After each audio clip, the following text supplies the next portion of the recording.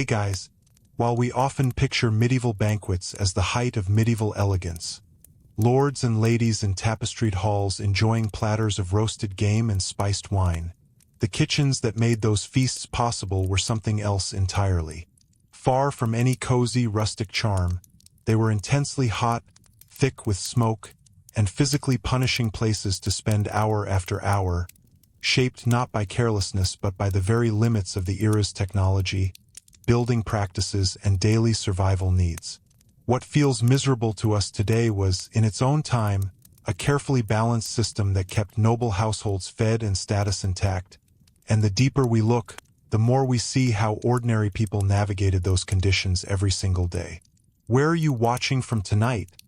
And what other slice of history would you like to hear explored in one of these calm, long-form documentaries next? If this kind of thoughtful journey into everyday life in the past resonates with you, a simple like on the video is a quiet way to support more of it. And if you enjoy sinking into these immersive historical deep dives before bed, I hope you'll consider subscribing so the next one finds its way to you. To understand why medieval kitchens earned their reputation for being hot, smoky, and miserable, it helps to begin with the practical heart of the space itself. The open hearth.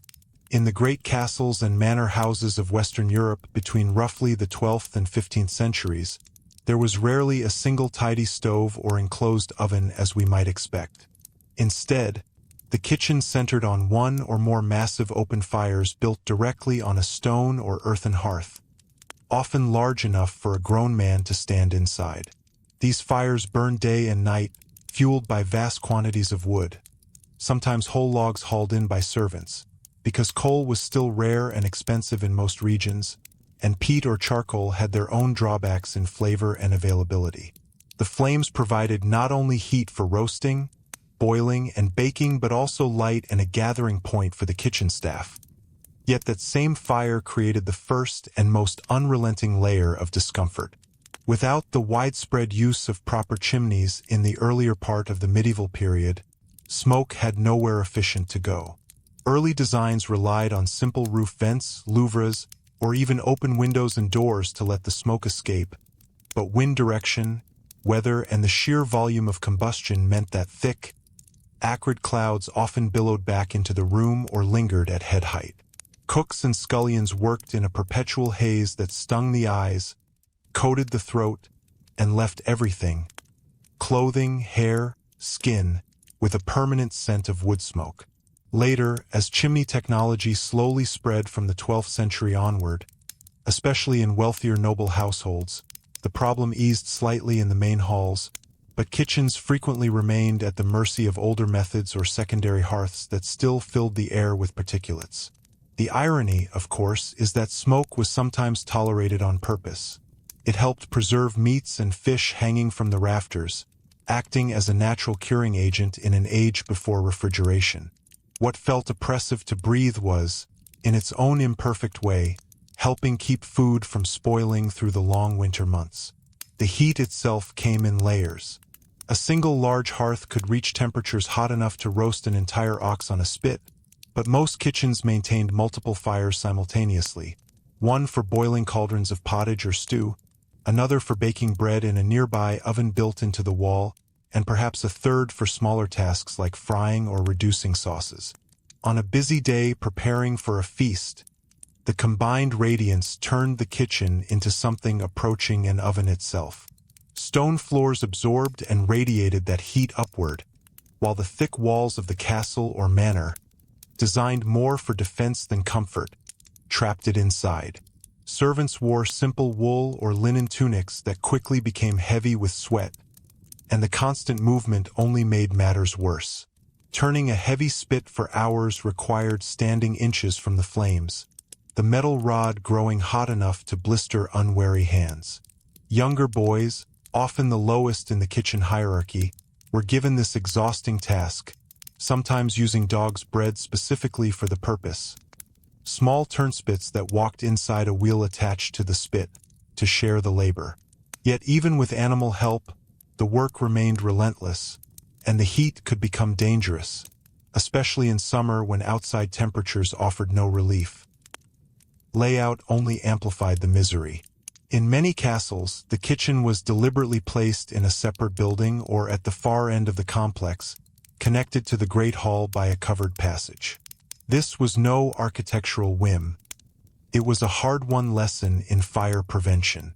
A single spark landing on thatched roofs or wooden beams could destroy an entire stronghold, and medieval records are full of accounts of kitchens accidentally burning down wings of castles.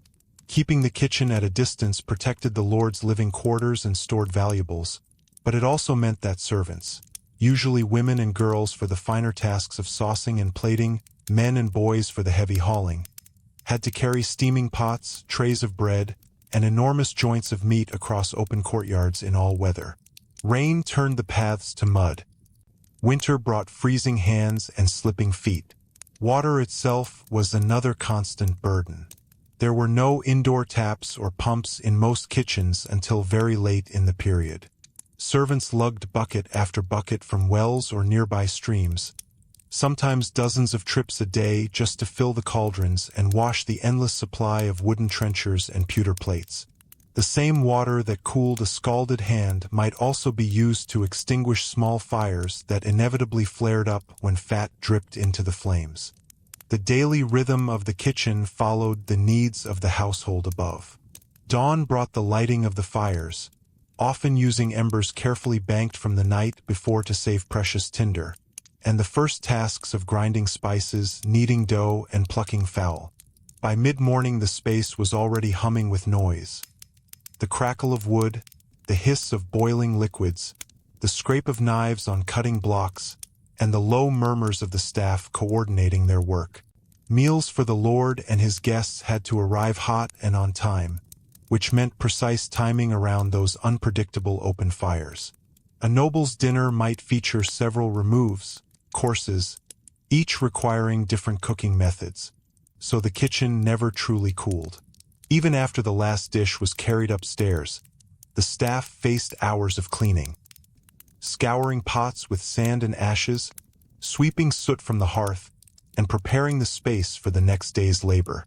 Sleep, when it came, was often in cramped quarters nearby, the scent of smoke still clinging to their clothes.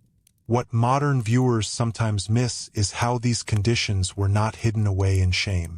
The kitchen was a place of tremendous skill and quiet pride for those who worked there. Master cooks in great households commanded respect and sometimes even recorded their recipes in manuscripts that have survived to this day. Yet the gap between the image presented in the hall and the reality below stairs was stark. The lord might praise a perfectly roasted swan or a delicate almond milk blancmange, never fully seeing the sweat, the burns, or the aching backs that produced it. This separation was part of the social order. Kitchens were utilitarian spaces, meant to be efficient rather than comfortable, and the people who staffed them understood their role within the larger household economy. As the medieval period progressed, subtle improvements began to appear. Wealthier nobles experimented with better ventilation, raised hearths, and even early forms of wall ovens that allowed baking without filling the entire room with smoke. In urban settings, guild regulations sometimes dictated kitchen placement and safety measures to protect neighboring buildings. Still, for the vast majority of households, whether in a modest manor or a peasant cottage, the open hearth remained the unchanging center of food preparation, carrying the same blend of necessity and discomfort well into the early modern era. The very things that made medieval kitchens function, the abundant wood fires, the lack of enclosed stoves, the reliance on human muscle, were also what made them such demanding environments. And yet, within that daily grind lay a kind of quiet ingenuity. Cooks learned to position themselves to catch the best drafts for smoke dispersal. They developed techniques for shielding delicate sauces from direct flame using trivets and damp cloths. They timed their work around the natural behavior of the fire itself, banking coals at night to preserve heat and ease the morning relight. These small adaptations speak to a practical intelligence shaped by generations of lived experience, where comfort was secondary to the simple imperative of keeping a household fed and the social bonds of hospitality intact. The kitchens may have been hot, smoky, and miserable by our standards, but they were also the pulsing heart of medieval domestic life, sustaining both body and status in an age when survival itself was never guaranteed. The story, of course, runs deeper still when we consider the people who spent their lives in these spaces. The men, women, and children whose names rarely appear in chronicles yet whose labor made everything else possible. Their routines, their small comforts, and the ways they navigated the very real physical toll of the kitchen reveal even more about the texture of the medieval world. The story, of course, runs deeper still when we consider the people who spent their lives in these spaces. The men, women, and children whose names rarely appear in chronicles yet whose labor made everything else possible. Their routines, their small comforts, and the ways they navigated the very real physical toll of the kitchen reveal even more about the texture of the medieval world, where the line between endurance and ingenuity was often thinner than the smoke that filled the air around them. At the top of this invisible hierarchy stood the master cook, usually a man of some experience who had risen through years of service in noble households. In larger castles he might command a small team of specialists, sauce makers, pastry cooks, and those skilled in the delicate art of carving roasts for the high table, each answerable only to the steward or the lord himself. The master cook's knowledge was practical rather than bookish. He understood how different woods burned at different rates, oak for steady heat, beech for quick flames, and could judge the readiness of a joint by the color of its dripping fat rather than by any clock. His authority was quiet but absolute within the kitchen walls, and the best of them guarded recipes that had been passed down through apprenticeship rather than written word. Yet even he was not spared the heat. On feast days he might stand for hours directing the placement of spits and cauldrons. His own tunic darkened with sweat while he tasted sauces with a long silver spoon that had to be wiped clean after every dip to avoid contamination. Below him worked the undercooks and journeymen, often young men in their late teens or early 20s who had come from nearby villages hoping for steady meals and the chance to learn a trade. Their days began long before sunrise, when the first task was to rake the banked embers of the previous night's fire back into life. Using iron pokers and bellows made from stitched leather, they coaxed the coals until flames licked high enough to accept fresh logs. This early morning ritual was both tedious and dangerous. A misplaced spark could ignite stray rushes on the floor or set a hanging side of bacon alight. Once the fires were roaring, the real labor began. One group would haul in water from the courtyard well or the nearest stream, sometimes 20 or 30 heavy wooden buckets before breakfast, while others fetched kindling, scrubbed the previous day's pots with sand and vinegar, and began the endless work of plucking, gutting, and jointing whatever game or livestock had been delivered from the estate's hunts or farms. The lowest rung belonged to the scullions and turnspit boys, often children as young as 8 or 9 whose small size made them useful for tasks adults could not manage easily. These boys turned the heavy iron spits for hours on end, standing so close to the flames that their faces grew red and blistered. In some households a small dog, bred short-legged and patient, ran inside a wooden wheel connected to the spit, but even then a child had to stand by to keep the animal moving and to baste the meat with fat or herb-laced drippings collected in a pan below. The heat was merciless. Records from the period hint at boys fainting from exhaustion or suffering burns that never quite healed before the next feast. Their reward was simple: a place to sleep near the warmth of the dying embers and the chance to snatch scraps of bread or the occasional piece of gristle that fell from the carving board. For many, it was still better than the uncertainty of life as a landless laborer outside the castle gates. Women, too, formed an essential part of the kitchen world, though their roles were often more specialized and less visible to the men above. In many manners, the head kitchen woman, or cookwife, oversaw the preparation of vegetables, the making of pottages, and the careful straining of almond milk for the finer dishes demanded by noble palates. She and her assistants worked at long trestle tables set away from the main hearth, chopping leeks and onions that made their eyes water almost as fiercely as the smoke, or grinding spices in heavy stone mortars until their shoulders ached.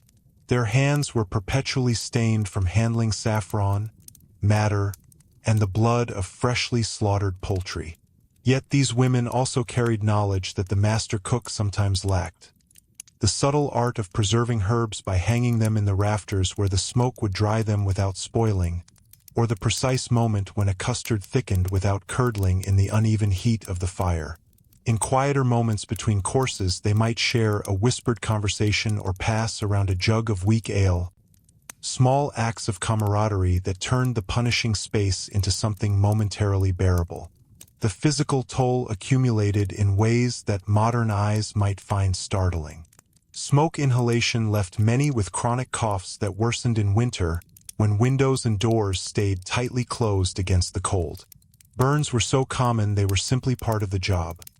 A quick plunge of the hand into a bucket of cold water or a smear of goose fat was the usual remedy, and the luckier workers learned to keep a supply of clean linen strips ready for bandaging. Backs and knees suffered from the constant stooping and lifting. Great iron pots filled with stew could weigh as much as a small child, and the stone floors, though practical for sweeping ash, offered no cushion against hours of standing. Yet the kitchen staff adapted with the same quiet pragmatism that defined so much of medieval life. They wore wooden clogs or pattens to raise their feet slightly above the damp and heat of the floor, and they layered their clothing carefully. Linen closest to the skin to wick away sweat, wool outermost for protection against stray sparks. Some even fashioned simple screens from woven rushes or old sacking to deflect direct heat from their faces while they worked.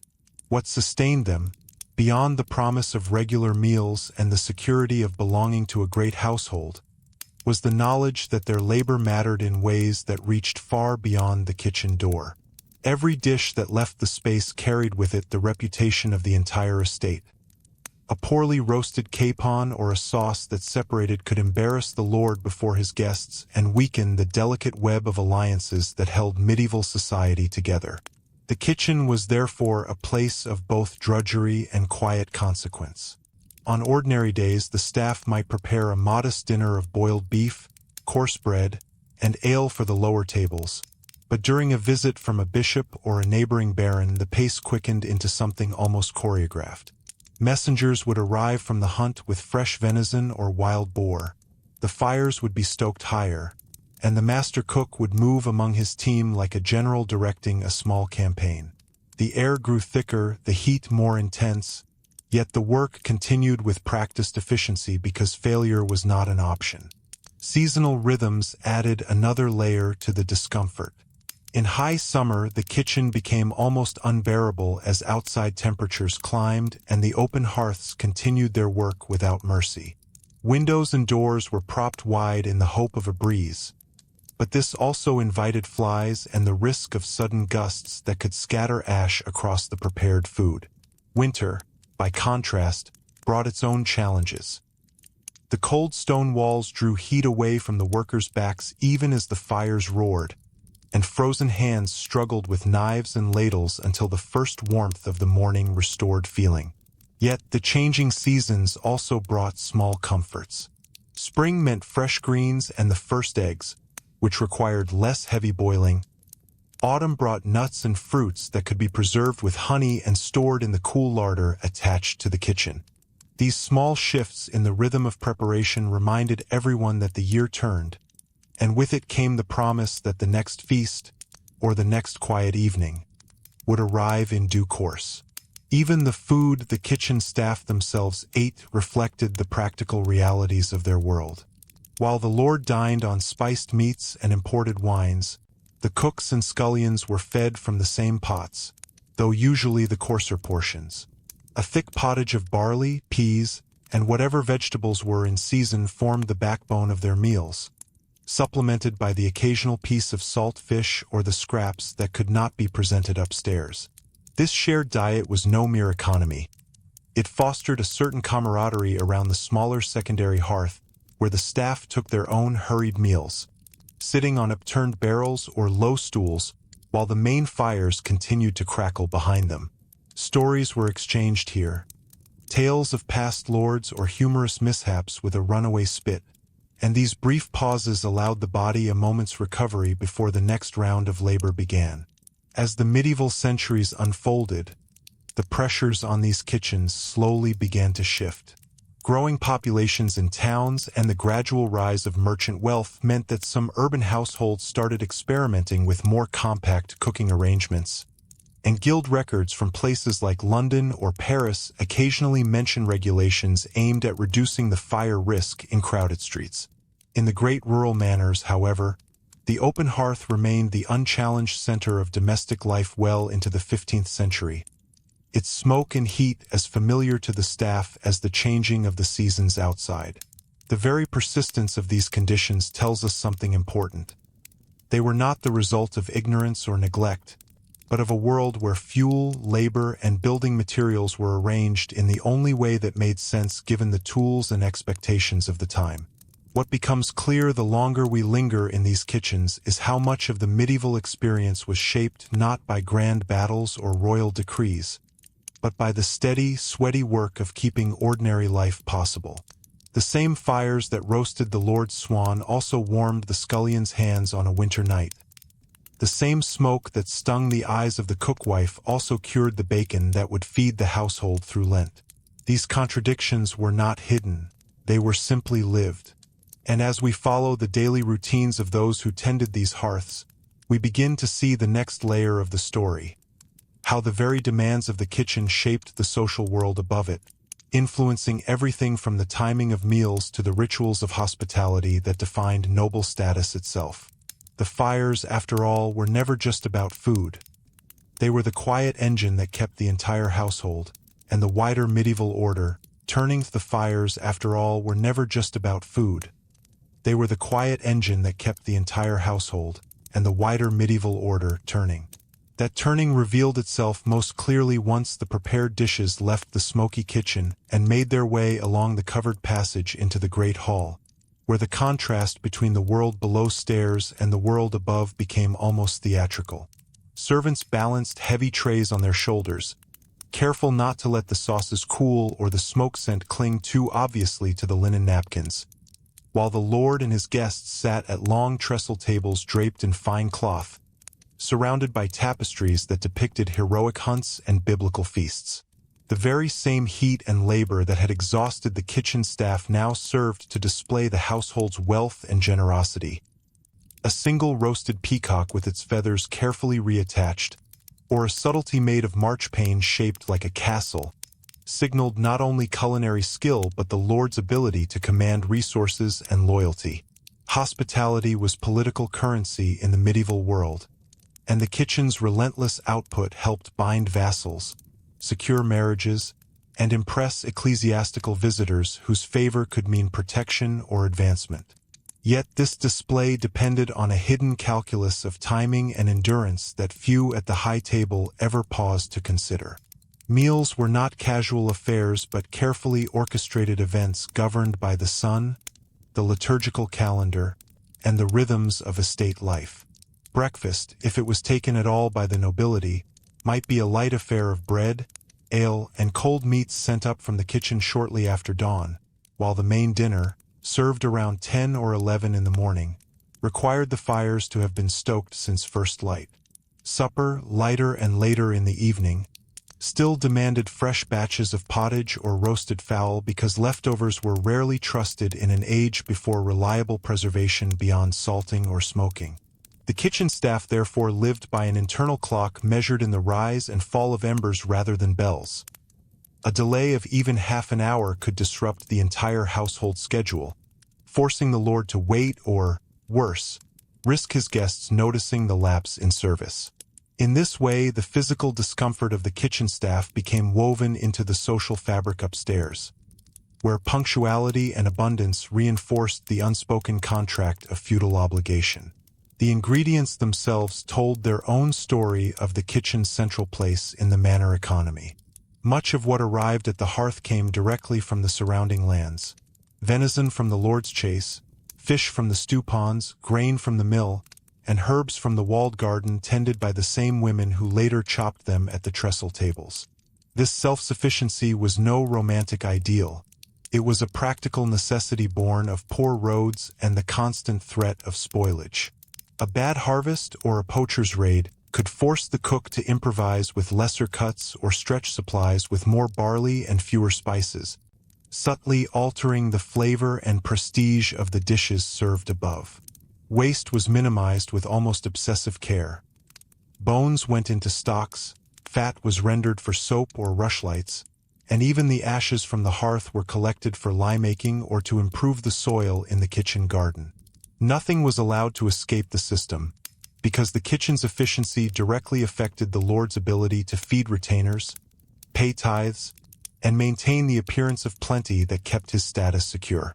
This interdependence extended beyond the noble household to the wider village and countryside. Peasant cottages, though far humbler, mirrored the same basic principles on a smaller scale.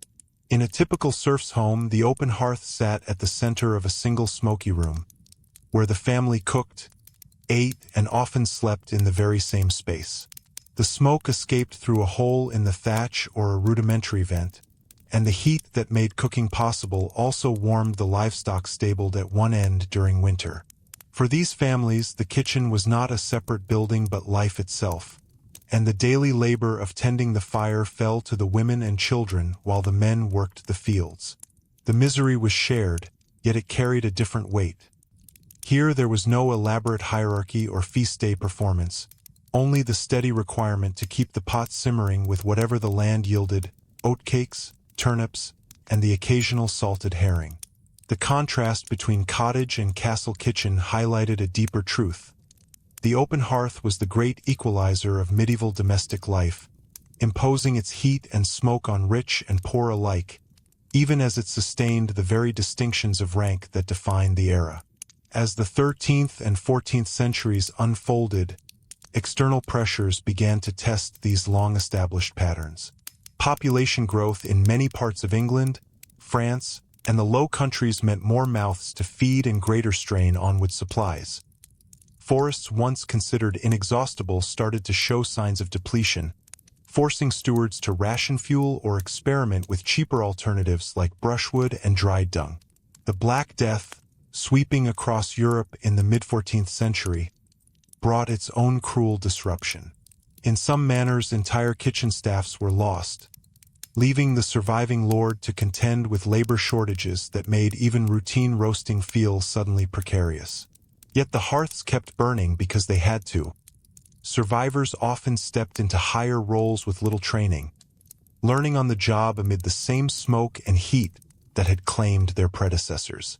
The resilience of the system was remarkable, and it reminds us that medieval kitchens were not fragile novelties but durable institutions shaped by centuries of trial and adaptation.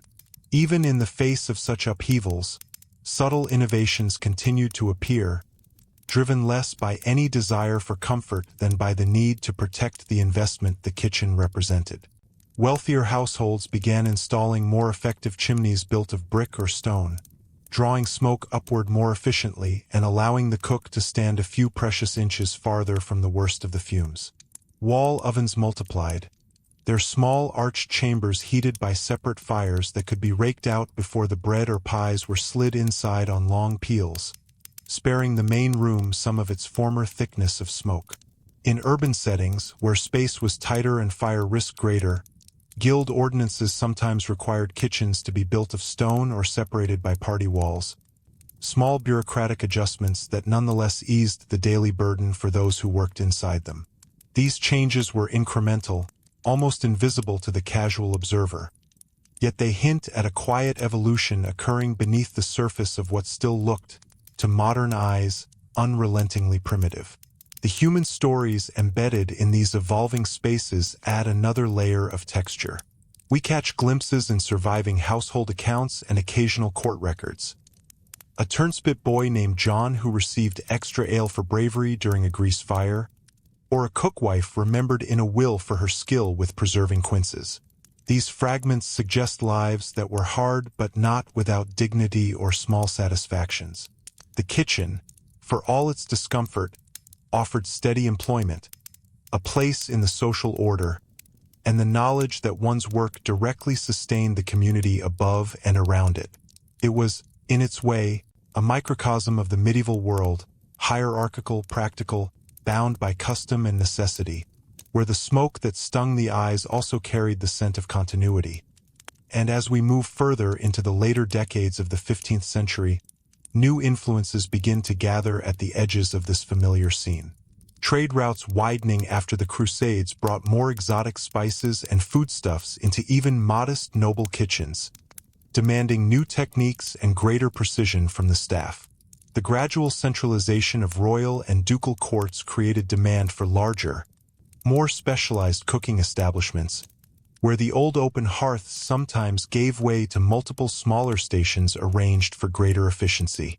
Yet the fundamental realities, the heat, the smoke, the endless labor, remained stubbornly in place, because the underlying needs of shelter, fuel, and human muscle had not fundamentally changed. The kitchen continued to function as the hidden heartbeat of the household, its rhythms shaping everything from the Lord's daily comfort to the broader expectations of what a well-run estate should provide. What emerges the longer we stay with these kitchens is how much of their apparent misery was, in truth, the price of stability in a world where stability was never guaranteed.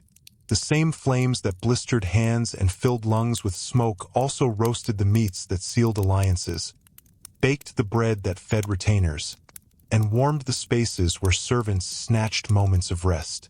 This quiet interdependence bound the lowest scullion to the highest lord in a chain of practical reliance that no amount of tapestries or titles could fully obscure. And as the medieval period approached its gradual close, the very persistence of these conditions set the stage for the slow transformations that would eventually reshape domestic life in ways few inside those smoky rooms could yet imagine. The fires kept burning, the spits kept turning, and the daily work of the kitchen continued to hold the medieval household together, one carefully tended ember at a time. The fires kept burning, the spits kept turning, and the daily work of the kitchen continued to hold the medieval household together, one carefully tended ember at a time. This relentless cycle of tending and turning shaped not only the physical space but the very tempo of life within the castle or manor, where the kitchen's demands dictated when people rose, when they ate, and how they measured the passing hours. The steward might consult an astrolabe or a simple sundial for the broader rhythms of the estate, yet down in the kitchen the true clock was the fire itself, its heat rising and falling, its smoke thickening or thinning with the wind, its embers glowing steady or flaring bright according to the fuel and the draft. Servants learned to read these signs with an almost instinctive precision, knowing that a banked fire left too long would require precious time to revive, while one stoked too high could scorch a delicate sauce or send sparks dancing dangerously toward the rafters. In this way, the kitchen became the unspoken heartbeat of the entire household. Its steady pulse felt even in the distant chambers where the lord and lady slept. The liturgical calendar added another layer of complexity to an already demanding routine. During the long weeks of Lent, when meat was forbidden for much of the household and fish or salted herring took its place, the kitchen staff faced the extra labor of soaking, boiling, and masking the strong flavors of preserved seafood with herbs and verjuice. The fires still roared, but now the air carried the sharper scent of vinegar and the constant slap of fish scales being scraped from wooden boards. Easter brought a sudden release.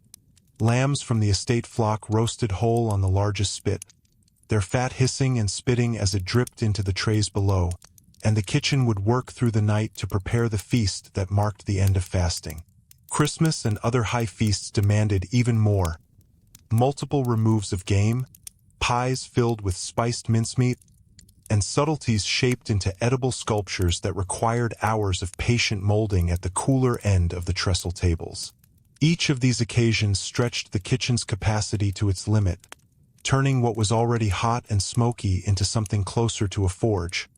Yet the staff met the challenge with the same quiet competence that had carried them through ordinary days. The very act of meeting these seasonal expectations reinforced the household's place in the wider social and religious order, where a well-provisioned table was as much a statement of piety as of power. preservation techniques offered one of the quieter ironies of the kitchen's environment. The thick smoke that stung eyes and coated throats was not merely a nuisance. It was an essential ally in an age without ice houses or modern canning.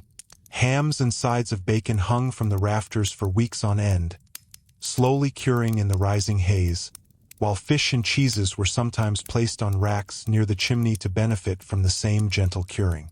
Cooks learned to position these items with care, rotating them so the smoke penetrated evenly without overdrying the flesh. In winter, when fresh produce vanished and the larder relied on what had been laid down in autumn, this smoky preservation could mean the difference between scarcity and sufficiency. What felt oppressive to breathe became, in its own imperfect way, the guardian of the household's winter stores, turning discomfort into a practical safeguard against hunger. The same women who wiped soot from their brows at the end of the day might later check those hanging provisions with quiet satisfaction, knowing their labor had extended the life of food that would feed the household when the fields lay frozen. Beyond the immediate tasks of cooking, the kitchen served as a hub of quiet coordination with the rest of the domestic staff. Runners from the buttery would arrive with measures of ale or wine to be mulled or used in sauces, while the pantler brought fresh loaves from the bakehouse oven that adjoined the main hearth. These brief exchanges, often no more than a nod or a shared joke about a stubborn joint of meat, created small threads of connection across the household hierarchy. The kitchen boys might trade a scrap of roasted crust for a sip of small beer from the cellar staff, or the master cook might consult the steward about the expected number of guests for the coming week. In larger castles, these interactions happened amid the constant background noise of chopping, boiling, and the low roar of the fires, yet they helped weave the kitchen into the larger tapestry of estate management.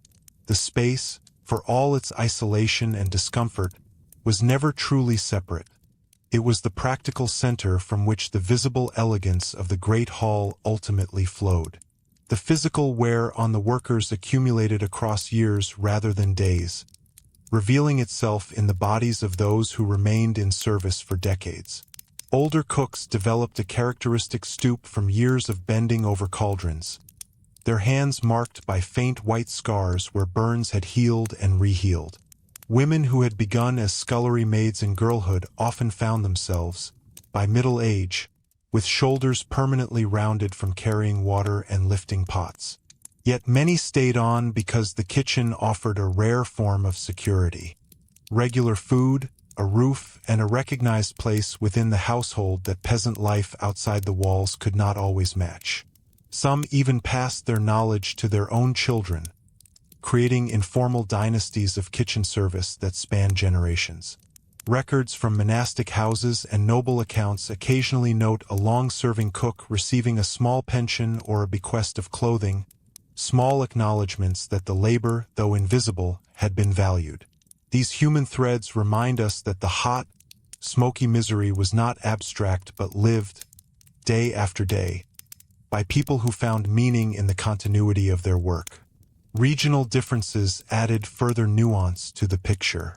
In the stone-built castles of England and Normandy, the thick walls trapped heat with particular stubbornness, while in the timber-framed manors of the Low Countries or parts of Germany the risk of fire was higher but the smoke sometimes escaped more readily through better-vented roofs. French noble kitchens, influenced by the growing courtly culture around Paris, began incorporating more specialized rooms for pastry and confectionery by the late 14th century, slightly easing the congestion around the main hearth. Yet across all these variations the core elements remained constant. The open fire, the reliance on human strength, and the acceptance that comfort was secondary to function. Travelers' accounts from the period sometimes remark on the great smoke of English kitchens or the heat like a bathhouse in Italian ones, yet these observations were usually made in passing, as though the conditions were simply part of the expected background of travel and hospitality. By the closing decades of the 15th century, faint signs of change were beginning to gather at the edges of this long-established world. The spread of printed books, including the first cookery manuscripts that circulated beyond the great houses, brought new recipes and techniques that required greater precision and sometimes different arrangements of space. Wealthier patrons, influenced by Renaissance ideas filtering northward, started to demand more elaborate presentations that in turn pushed cooks to refine their methods without fundamentally altering the tools at hand.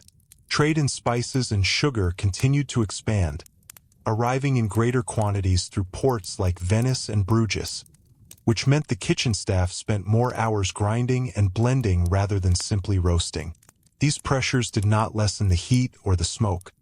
Those remained as present as ever, but they added layers of skill and expectation that made the daily labor both more demanding and more intellectually engaging for those who mastered it. The kitchen, still hot and smoky and often miserable, was quietly preparing itself for the gradual shifts that would mark the transition into the early modern age, even as its fundamental realities endured. And as the 15th century drew toward its close, the same fires that had sustained medieval households for generations continued to burn with steady, uncomplaining purpose, their embers glowing through nights that grew shorter as new ideas and new expectations began to stir beyond the castle walls.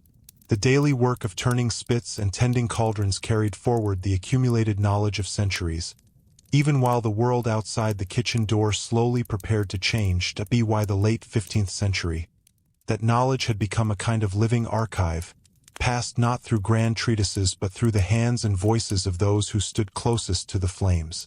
In the larger ducal and royal households of England, France, and the Italian states, master cooks began to compile small collections of recipes, sometimes on loose sheets of vellum or in the margins of household account books, that recorded the precise proportions of saffron for a gilded custard or the exact timing needed to render a capon skin crisp without drying the flesh beneath. These notes were practical tools rather than literary works, yet they represented a subtle shift. The kitchen was no longer solely the domain of unlettered labor but a place where experience was starting to be fixed in writing, allowing techniques to travel beyond the walls of a single estate. A cook who had served in Burgundy might carry his methods to the court of Henry VII, where the same open hearth now had to accommodate the sharper flavors of imported cloves and ginger that arrived in greater quantities through the expanding trade networks of the Hanseatic League and the Venetian merchants. The arrival of these new ingredients added another layer of complexity to the already demanding environment. Spices that had once been rare luxuries were now expected in more dishes, requiring the kitchen staff to spend additional hours at the mortar and pestle, grinding them fine enough to blend seamlessly into sauces without leaving gritty residue that might offend a noble palate. The heat from the hearth made this work particularly wearing. The stone mortar grew warm to the touch, and the fine dust of cinnamon or nutmeg would catch in the throat alongside the ever-present wood smoke. Yet the effort was necessary, because the proper use of these costly imports signaled the household's connection to the wider world. A lord who could offer his guests a dish flavored with grains of paradise or long pepper demonstrated not only wealth but cultural awareness, and it fell to the kitchen to make that demonstration flawless. The same women who had once focused primarily on pottages and breads now found themselves responsible for the delicate balance of sweet and savory that characterized the more fashionable tables, all while navigating the same blistering temperatures and choking haze. Seasonal feasts in this later period grew ever more elaborate, turning the kitchen into a temporary workshop of almost military precision. Consider, for instance, the preparations for a great Christmas banquet in a prosperous English manor around 1480. Weeks in advance, the steward would consult with the master cook about the expected number of guests, perhaps 60 or more, including retainers, local gentry, and visiting clergy, and the kitchen would begin its quiet accumulation of stores. Deer from the park were slaughtered and hung in the larder. Barrels of salted eels and herrings were hauled up from the cellar, and the bakehouse oven, heated separately but still fed by the main kitchen fires, produced hundreds of manchet loaves and finer pastries. On the day itself, the fires were stoked before dawn, and the space filled with the rhythmic thud of cleavers, the hiss of fat dripping into dripping pans, and the low, steady instructions of the master cook moving among his team. Turnspit boys rotated massive joints of beef and venison for hours, their faces shining with sweat as they basted with mixtures of wine and herbs. Meanwhile, at the cooler tables, the pastry cooks shaped marchpane subtleties into miniature scenes of the nativity or the family coat of arms, using colored sugars and gold leaf that had to be applied with brushes so fine they risked singeing near any stray spark. By mid-morning, the first courses were carried through the passage to the hall, where minstrels played and the Lord raised his cup, entirely unaware of the small crisis that had just been averted when a cauldron of fruity threatened to scorch and had to be rescued with a swift addition of milk and a repositioning away from the fiercest flames. These moments of near disaster were commonplace, yet they rarely reached the ears of those dining above. The kitchen staff developed an almost instinctive system of signals: a quick whistle, a raised hand, or the simple passing of a damp cloth, to contain problems before they could affect the meal. A spit that slipped its hooks might be righted in seconds. A sauce that began to separate could be saved with a handful of breadcrumbs and vigorous stirring. This silent choreography was born of long practice and the shared understanding that the reputation of the entire household rested on their ability to make the impossible look effortless. The heat that made every movement exhausting also sharpened their focus. There was simply no time for hesitation when a single delay could ripple outward and embarrass the Lord before his peers. In this way, the discomfort of the kitchen became an invisible discipline, forging a kind of quiet professionalism among people who might otherwise have been dismissed as mere servants. Beyond the walls of the great houses, the same basic principles governed smaller manor kitchens and even the more prosperous peasant dwellings, though on a reduced scale. In a yeoman farmer's hall, the single hearth served for both cooking and heating, and the wife or eldest daughter managed the fire with the same careful attention to draft and fuel that the castle cook applied to his larger operations. Here the smoke was even thicker, for there was rarely a proper chimney, only a hole in the thatch or a wooden flue that often leaked. The family ate and slept in the same room, so the scent of wood smoke and simmering cabbage became the very atmosphere of home. Children learned early to mind the fire, fetching kindling and turning smaller spits while their parents worked the fields. The misery was intimate rather than hierarchical, yet it carried the same practical logic. The open hearth was the only reliable source of heat, light, and cooked food in a world where alternatives simply did not exist.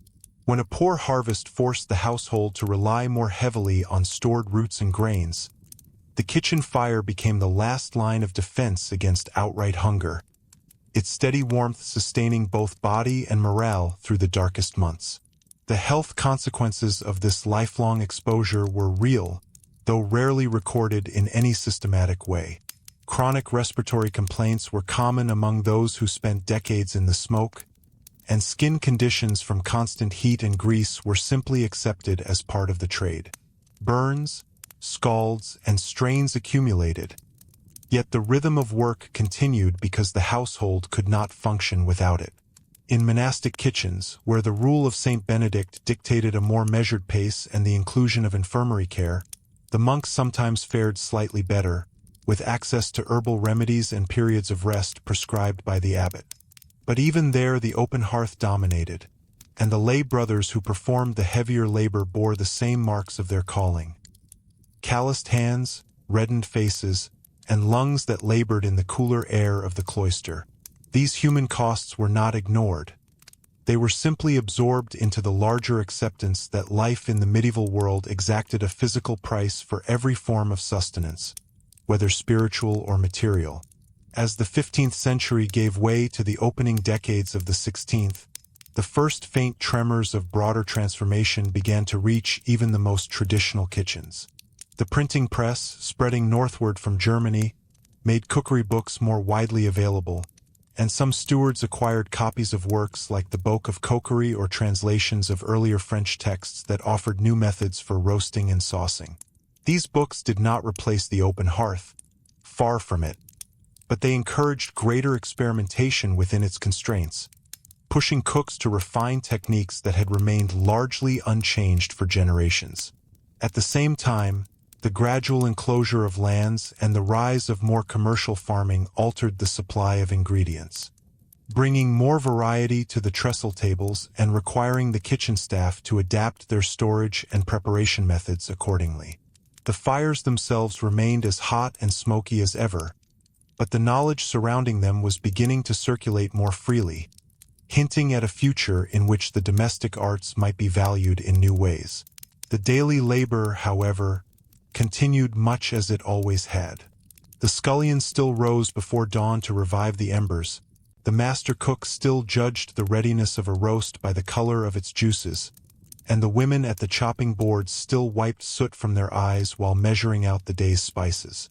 The kitchen endured as the practical core of the household, its heat and smoke the constant companions of those who kept the medieval world fed and functional. And as new monarchs ascended thrones and new trade routes opened across the seas, the same hearths that had served generations now stood ready to meet the demands of an age that was slowly, almost imperceptibly, beginning to look beyond the old certainties. The embers glowed on, carrying forward the accumulated wisdom of centuries into a world that had not yet fully decided how or whether to leave the open fire behind. The embers glowed on, carrying forward the accumulated wisdom of centuries into a world that had not yet fully decided how or whether to leave the open fire behind. That hesitation was understandable, for the open hearth had proven itself not merely convenient but indispensable. Its warmth and light woven so tightly into the fabric of daily existence that any alternative seemed both distant and unproven. In the early decades of the 16th century, as Tudor England consolidated under Henry VIII and the French court under Francis I began to embrace more cosmopolitan tastes, the kitchens of great houses still relied on the same massive stone hearths and iron spits that had served their grandparents. The smoke still rose in slow, lazy columns toward the louvres or the newly improved brick chimneys, and the turnspit boys still stood inches from the flames, their wooden clogs shifting on the worn stone flags as they coaxed another joint to perfection. What had begun to change, however, was the scale and ambition of the meals themselves. Royal progresses and diplomatic banquets now demanded kitchens capable of feeding hundreds at a sitting, and the master cooks responded by organizing their teams with greater formality, assigning specific stations for roasting, boiling, and the increasingly intricate work of confectionery. Yet the fundamental discomfort remained. The heat that baked the bread also baked the workers, and the smoke that cured the hams still found its way into lungs and eyes with undiminished persistence.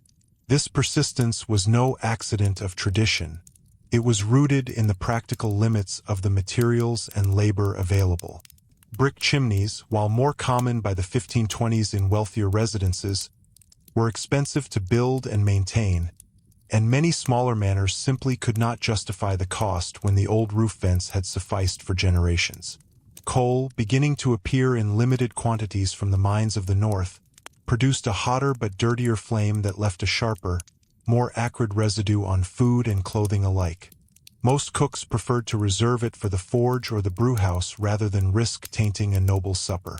The result was a kitchen landscape that looked remarkably similar to its medieval predecessor, even as the world beyond its walls began to speak of Renaissance learning and New World discoveries. Spices from the recently opened sea routes, cinnamon from Ceylon, pepper from the Malabar coast, and the first cautious shipments of chocolate and vanilla from Spanish America arrived in the larder in greater variety, requiring the staff to master new blending techniques at the mortar while still standing in the same stifling haze. The irony was gentle but telling. The very expansion of trade that brought these luxuries also intensified the daily labor, for more ingredients meant more preparation, more sauces to reduce over open flames, and more delicate balancing acts performed in temperatures that modern thermometers would register as punishing. Household accounts from this transitional period offer quiet glimpses into the human reality behind the elegance. In the kitchens of Hampton Court or the Chateau de Chambord, the wages of scullions and undercooks were recorded alongside purchases of tallow for rushlights and barrels of ale for the staff's own sustenance. Small entries that reveal a system still built on endurance rather than ease. A boy named Thomas, listed in the 1530s accounts of a Yorkshire manor, received an extra farthing for tending the great spit during the Christmas revels. A modest reward that hints at the extra hours spent turning a side of beef while the rest of the household celebrated. Women such as Alice, noted in a French noblewoman's household role as la cuisinière de potages, oversaw the simmering of vegetable and grain mixtures that formed the backbone of daily meals. Her hands perpetually reddened from the steam, and the lye used to clean the great copper cauldrons. These individuals were not romantic figures but skilled professionals whose knowledge kept the household functioning, and their bodies bore the quiet testimony of that skill. Calluses, scars, and a certain economy of movement born of years spent navigating the same crowded, overheated space. The great hall still received its platters with ceremony, but the passage between kitchen and table had grown longer in some estates as architects experimented with more efficient service corridors designed to shield the lord's quarters from the worst of the smoke and noise. Yet even these improvements could not eliminate the core challenge. Food had to travel hot, and that meant the kitchen fires could never be allowed to die down. On ordinary days, the rhythm remained steady. Morning pottage for the servants, midday dinner for the family, evening supper with whatever remained after the higher tables had been served. But during a royal visit or a hunting party's return, the pace accelerated into something almost frantic. Messengers would burst through the courtyard gate with word of arriving guests, and the master cook would immediately call for more wood, more water, more hands at the chopping blocks. The air would thicken further with the scent of roasting venison and the sharp bite of verjuice, while the youngest scullions ran back and forth carrying armloads of kindling until their arms trembled. In these moments, the kitchen revealed itself as the true engine of hospitality, its heat and labor the invisible foundation upon which the visible splendor of the feast was built. Outside the great houses, the cottages of yeomen and husbandmen continued to mirror the same principles on an intimate scale. The single-room dwelling with its central hearth served as kitchen, living space, and sometimes byre for the family's few animals, the smoke curling upward through the thatch in a haze that had changed little since the 13th century. Here the wife managed the fire with the same practice her grandmother had used, banking the embers at night to preserve heat and relighting them at dawn with a twist of straw and a spark from flint and steel. Children learned to stir the pot and watch for sparks that might ignite the rushes underfoot, while the men returned from the fields to find a meal that, though simple oaten bread, peas pottage, perhaps a slice of bacon, had been coaxed from the same demanding flames. The discomfort was shared by the entire family, yet it carried a different texture. No hierarchy of master and servant, only the collective understanding that the hearth was the heart of survival. When a poor harvest forced reliance on coarser grains or foraged greens, the kitchen fire became the last reliable comfort, its steady warmth a quiet reassurance against the uncertainties of the outside world. Religious and political shifts of the early 16th century touched these kitchens in subtle but unmistakable ways. The dissolution of the monasteries under Henry VIII scattered experienced cooks and lay brothers into private service, bringing with them the more disciplined routines of monastic kitchens where the rule had prescribed measured labor and periods of quiet reflection. Some of these men found positions in noble households, introducing small efficiencies, better organization of the pantry, more careful use of drippings, that eased the daily burden without altering the fundamental reliance on open flame.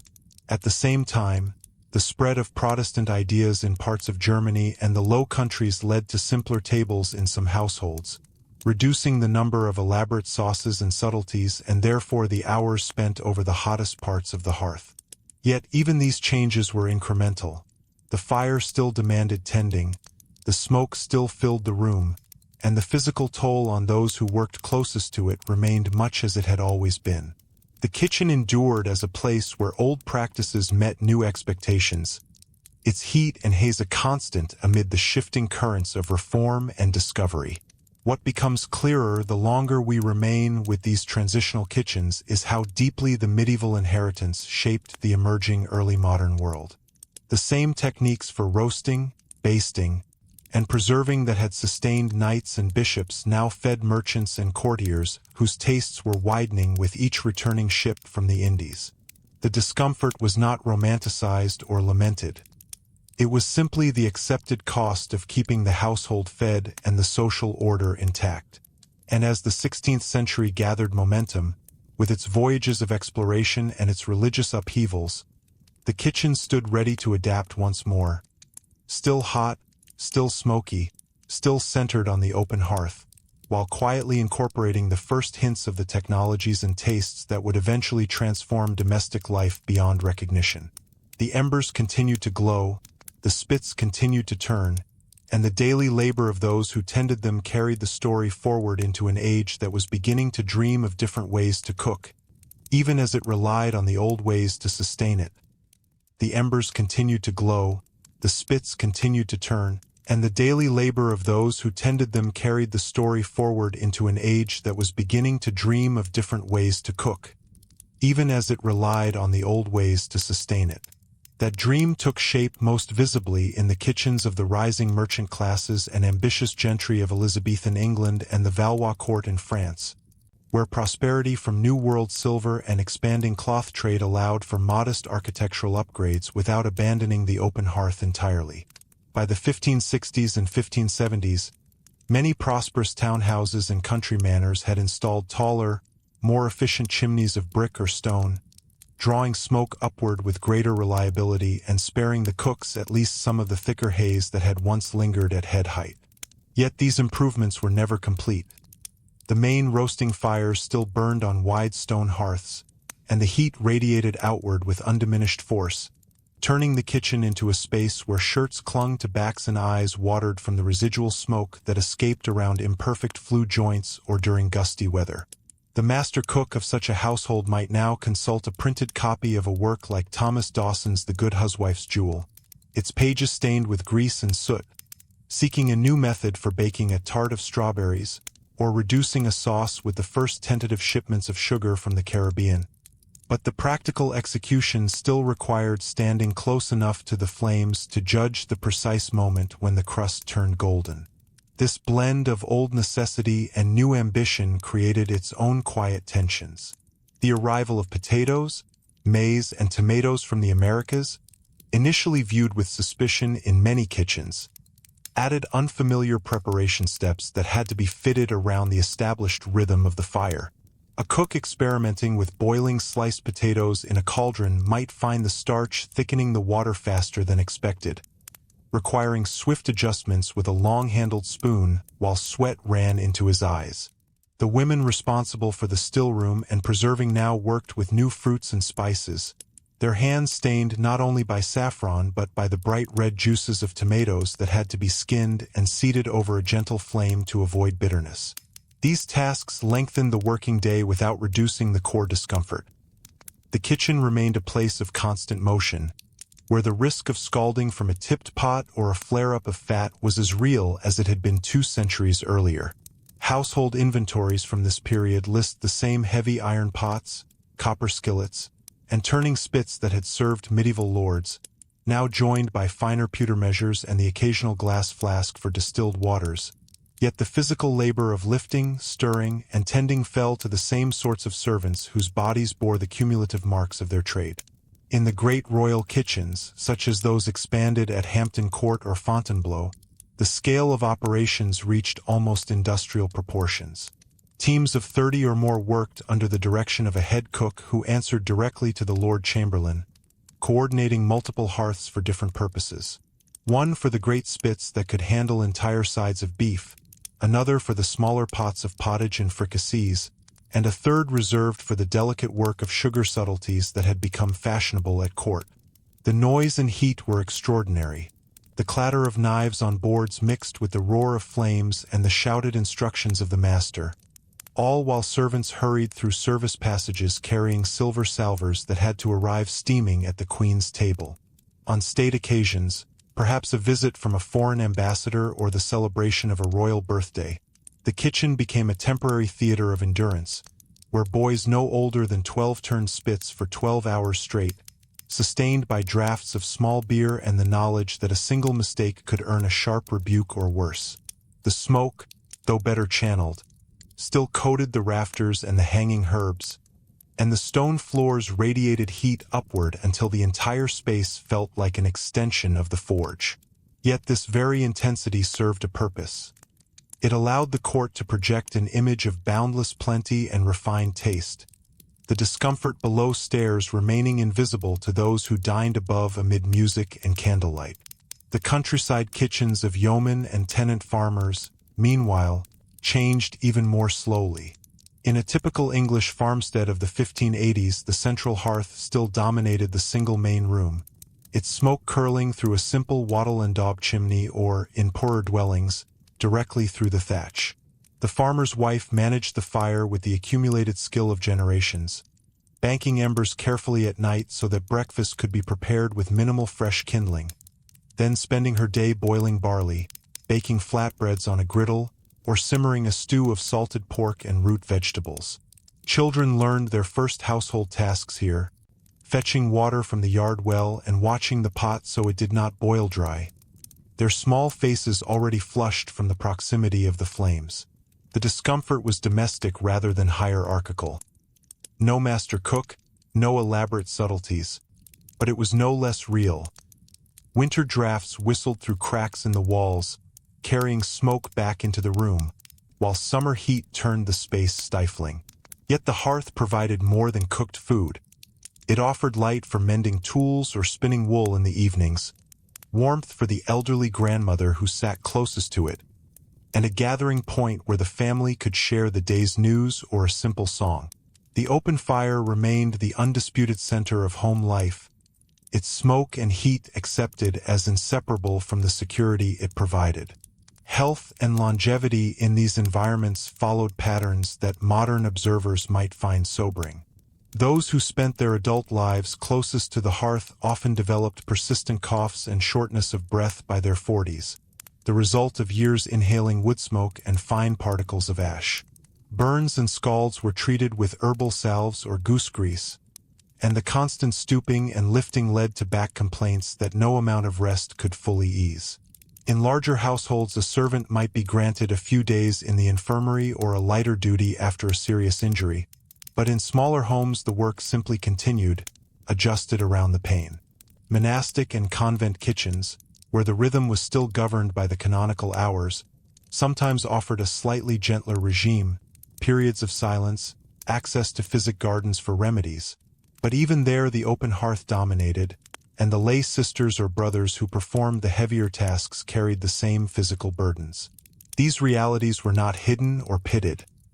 They were understood as the ordinary cost of keeping body and soul together in a world where fuel was wood or peat, stoves were unknown, and human strength was the primary engine of domestic labor.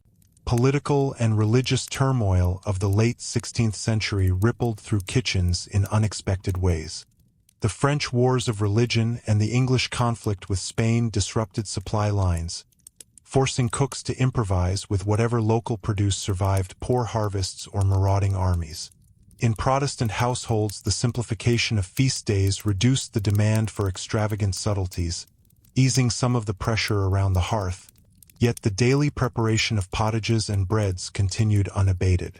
Catholic kitchens in Spain and Italy, influenced by the Counter-Reformation, maintained more elaborate fast-day dishes, requiring careful timing around the fires to produce meatless but satisfying meals that still honored the liturgical calendar.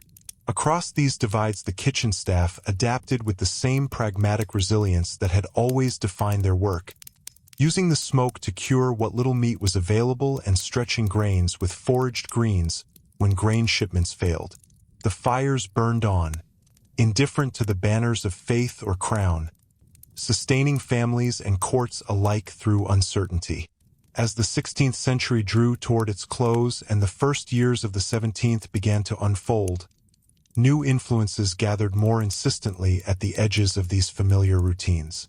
The growing availability of coal in parts of England and the Low Countries tempted some stewards to experiment with it in secondary hearths, despite the sulphurous smell and the risk of tainting delicate sauces. Printed cookery books multiplied, circulating recipes that called for finer techniques and more precise heat control, encouraging the construction of small brick ovens set apart from the main fire. Yet the great roasting hearths remained the heart of the kitchen, their flames still tended by hand, their smoke still rising through chimneys that, while improved, could never entirely eliminate the discomfort of standing close enough to judge a roast by eye and instinct.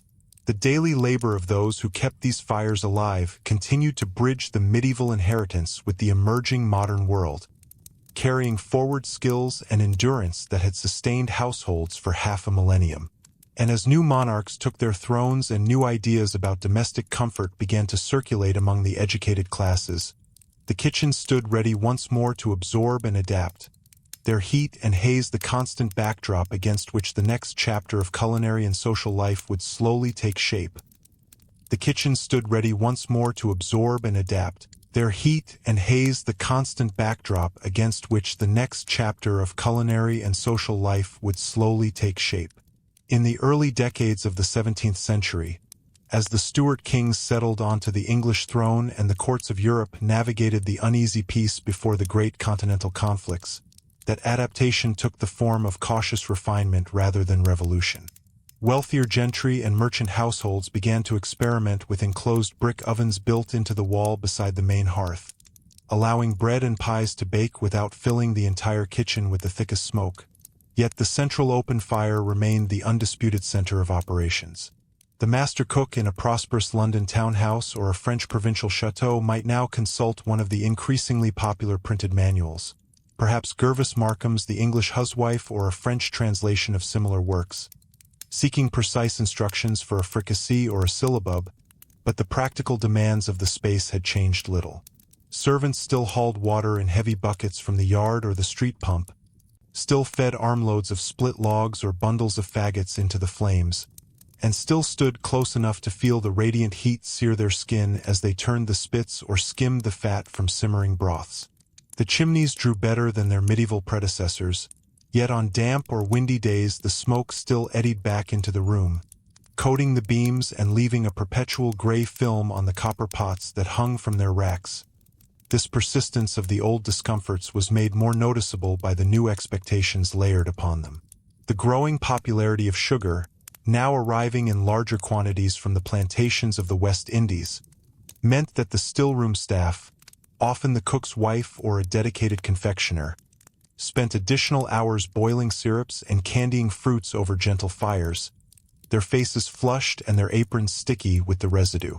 A single banquet for a visiting dignitary might require dozens of sugar subtleties shaped like heraldic beasts or floral garlands, each demanding careful temperature control that could only be judged by the experienced hand held briefly above the flames. Meanwhile, the introduction of new vegetables from the Americas, artichokes, asparagus, and the first hesitant plantings of tomatoes, required different preparation rhythms, with cauldrons kept at precise simmers rather than rolling boils. The kitchen, already hot and smoky by design, became busier and more layered in its labors, the staff moving between stations with the quiet efficiency of people who had internalized the fire's moods the way sailors learn the sea. In larger establishments the hierarchy tightened. A yeoman of the kitchen oversaw the undercooks, who in turn directed the scullions and turnspit boys, creating a small society whose daily survival depended on reading the flames as much as reading the steward's orders for the week's meals. The political turbulence of the mid-17th century tested these kitchens in ways that tested their resilience rather than their design. During the English Civil War, when armies marched across the countryside and supply lines fractured, the hearths in both royalist manors and parliamentary strongholds continued to burn with stubborn purpose. Cooks learned to stretch limited stores, using more barley and fewer spices, rendering every scrap of fat for pottage instead of dripping, while still producing meals that maintained morale among officers and retainers alike. In besieged towns, the smoke from kitchen fires mingled with the smoke of cannon, and servants carried water under cover of night to keep the cauldrons filled.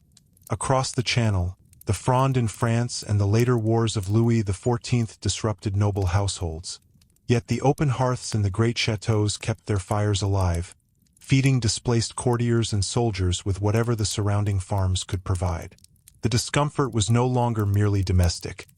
It became a form of quiet endurance shared by high and low alike, the heat and haze a constant reminder that survival, whether of a kingdom or a household, still depended on the same practical arts that had sustained the medieval world.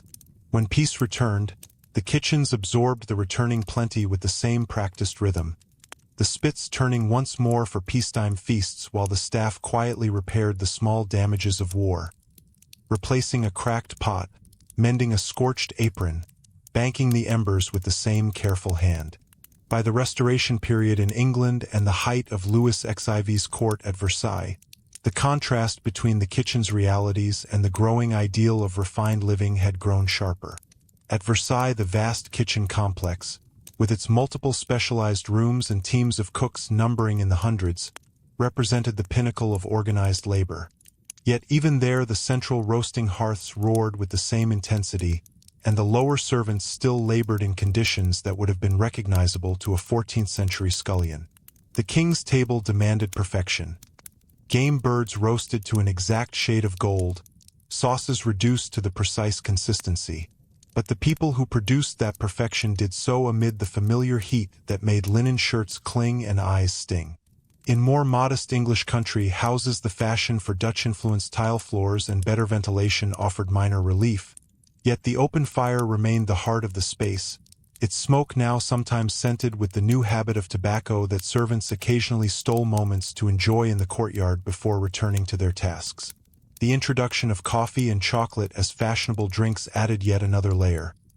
Small stoves or spirit lamps might be used for the delicate brewing, but the bulk of the work, grinding beans, heating milk, preparing the elaborate syllabubs that accompanied them, still fell to the main kitchen fires, extending the working hours into the evening and keeping the space warm long after the family had retired. Regional variations continued to color the experience. In the coal-rich north of England and parts of Scotland, some households began to experiment with coal in secondary hearths, accepting its sharper smell and the fine black dust it left behind in exchange for a steadier, hotter flame that required less constant tending. In the Low Countries and the German states, where peat was more common, the smoke carried a different, earthier tang, and kitchens were often designed with lower ceilings to trap heat for the living quarters above.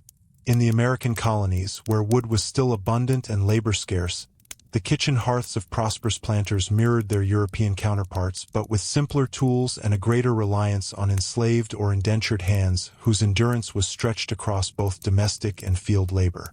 Everywhere the same truth held.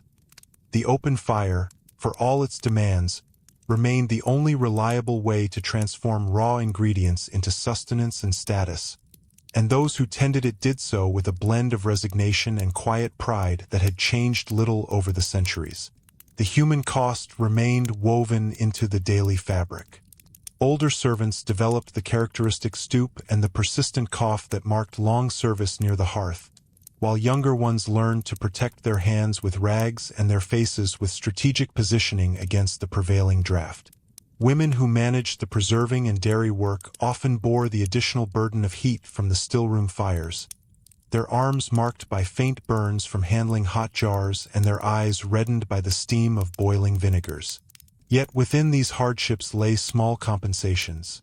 The camaraderie of shared meals snatched at the cooler end of the table, the satisfaction of a perfectly turned roast praised by the master, and the knowledge that one's labor kept the household, whether grand or humble, intact. Household account books from the period occasionally record small kindnesses: extra ale for the turnspit boys after a long feast, or a warm cloak given to a cookwife whose health had begun to fail from the constant exposure. These gestures, though modest, hint at a recognition that the kitchen's misery was not invisible to those who benefited from it. As the 17th century drew toward its close and the first hints of the Enlightenment began to influence ideas about comfort and efficiency, the kitchens stood on the cusp of more noticeable change. Philosophers and architects began to write of domestic spaces in new terms, questioning whether the open hearth was truly the best solution or merely the inherited one. Inventors in France and England toyed with early forms of enclosed stoves and better chimney designs that promised to reduce smoke and conserve fuel, though these remained expensive experiments confined to the most progressive households. The daily work continued much as before. The fires lit at dawn, the spits turned, the pots stirred. But the accumulated experience of generations now existed alongside a growing awareness that alternatives might one day be possible. The heat and smoke that had defined kitchen life for so long remained the dominant reality. Yet the conversations in the great houses and the quiet innovations in the workshops suggested that the long reign of the open hearth was beginning to face its first serious challenges. The embers, as always, glowed on, ready to meet whatever demands the coming years would bring, while the men, women, and children who tended them carried forward the practical wisdom that had sustained domestic life through centuries of continuity and quiet evolution. The embers, as always, glowed on, ready to meet whatever demands the coming years would bring, while the men, women, and children who tended them carried forward the practical wisdom that had sustained domestic life through centuries of continuity and quiet evolution. Into the early years of the 18th century, that wisdom found itself tested by a world that was beginning to speak more openly of comfort, efficiency, and the possibilities of science. Yet the kitchens of most households, whether in the spreading suburbs of London, the chateaux of provincial France, or the farmsteads of the American colonies, still centered on the open hearth as the only reliable source of heat for cooking. The great roasting fires continued to demand constant attention, their flames fed by wood or, in coal-rich districts, by the denser, hotter fuel that left a sharper tang in the air and a finer black dust on every surface.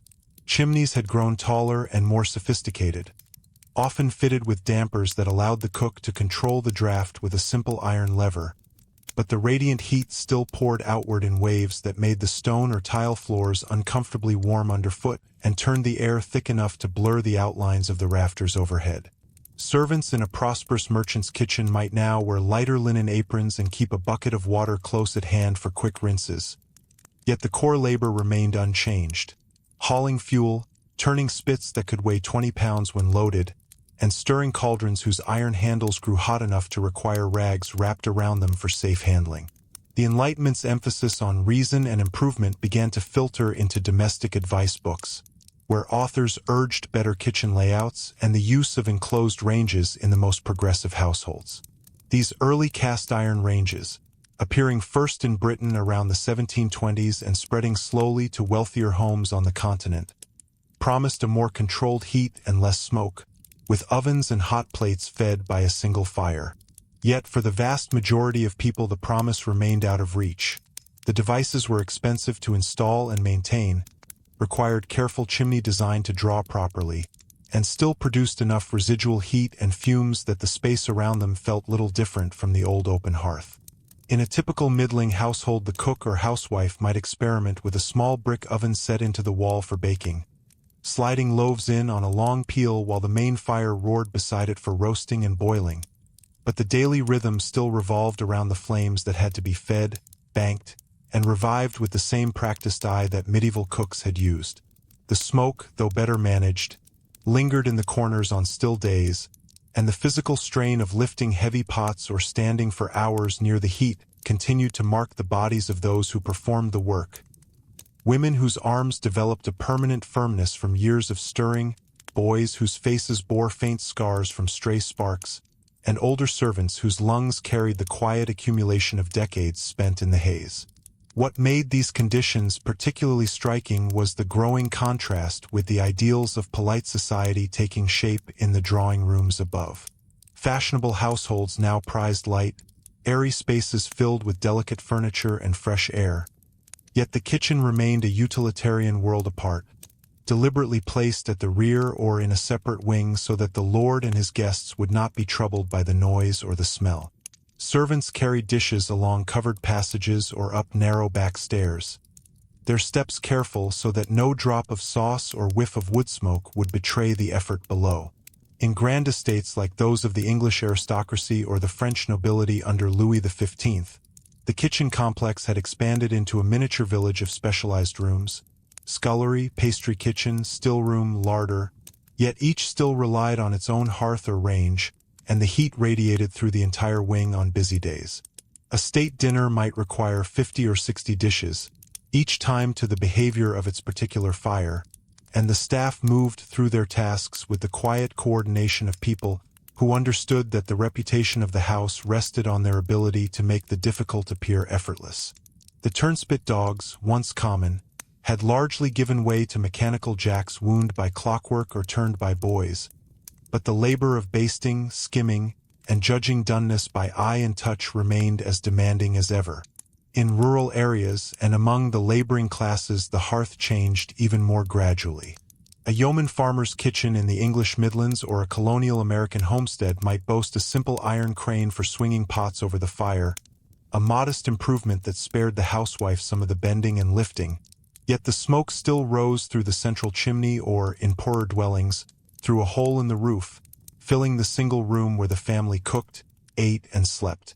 The women who managed these spaces learned to time their work around the fire's natural cycle, banking it low at night to preserve embers, then coaxing it back to life at dawn for the first porridge or bread. Children contributed from an early age, fetching kindling, watching the pot, or turning a smaller spit for rabbits or chickens, their small hands already calloused and their eyes accustomed to the sting. The discomfort was woven into the texture of daily life rather than confined to a separate workspace. The same fire that cooked the meal warmed the cradle and dried the laundry hung on a rack overhead, making the kitchen less a place of specialized misery and more the beating heart of the entire home. When fuel grew scarce after a hard winter, families turned to dried dung or hedgerow brush, each producing its own distinctive smoke that added another layer to the familiar atmosphere. The mid-18th century brought new ingredients and tastes that intensified the demands without easing the physical realities.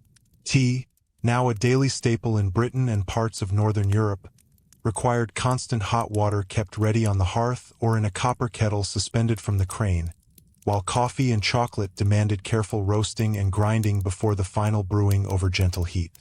Sugar from the expanding plantations arrived in ever larger cones, and the work of pounding, clarifying, and boiling it into preserves or confections fell to the kitchen staff, who labored over smaller fires that still radiated enough warmth to make the room feel close even in mild weather. Printed cookery books proliferated, offering recipes for elaborate jellies and ragouts that required precise timing and multiple stages of reduction. Each stage performed in the same hot, smoky environment that had tested cooks for generations.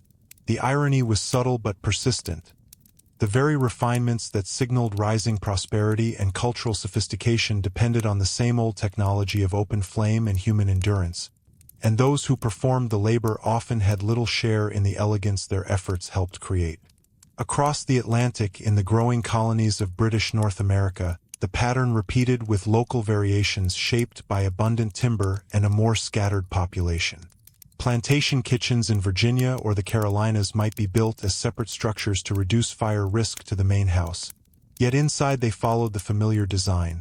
Wide hearths, heavy iron pots, and teams of enslaved cooks and servants who tended the fires from before dawn until well after the family had dined.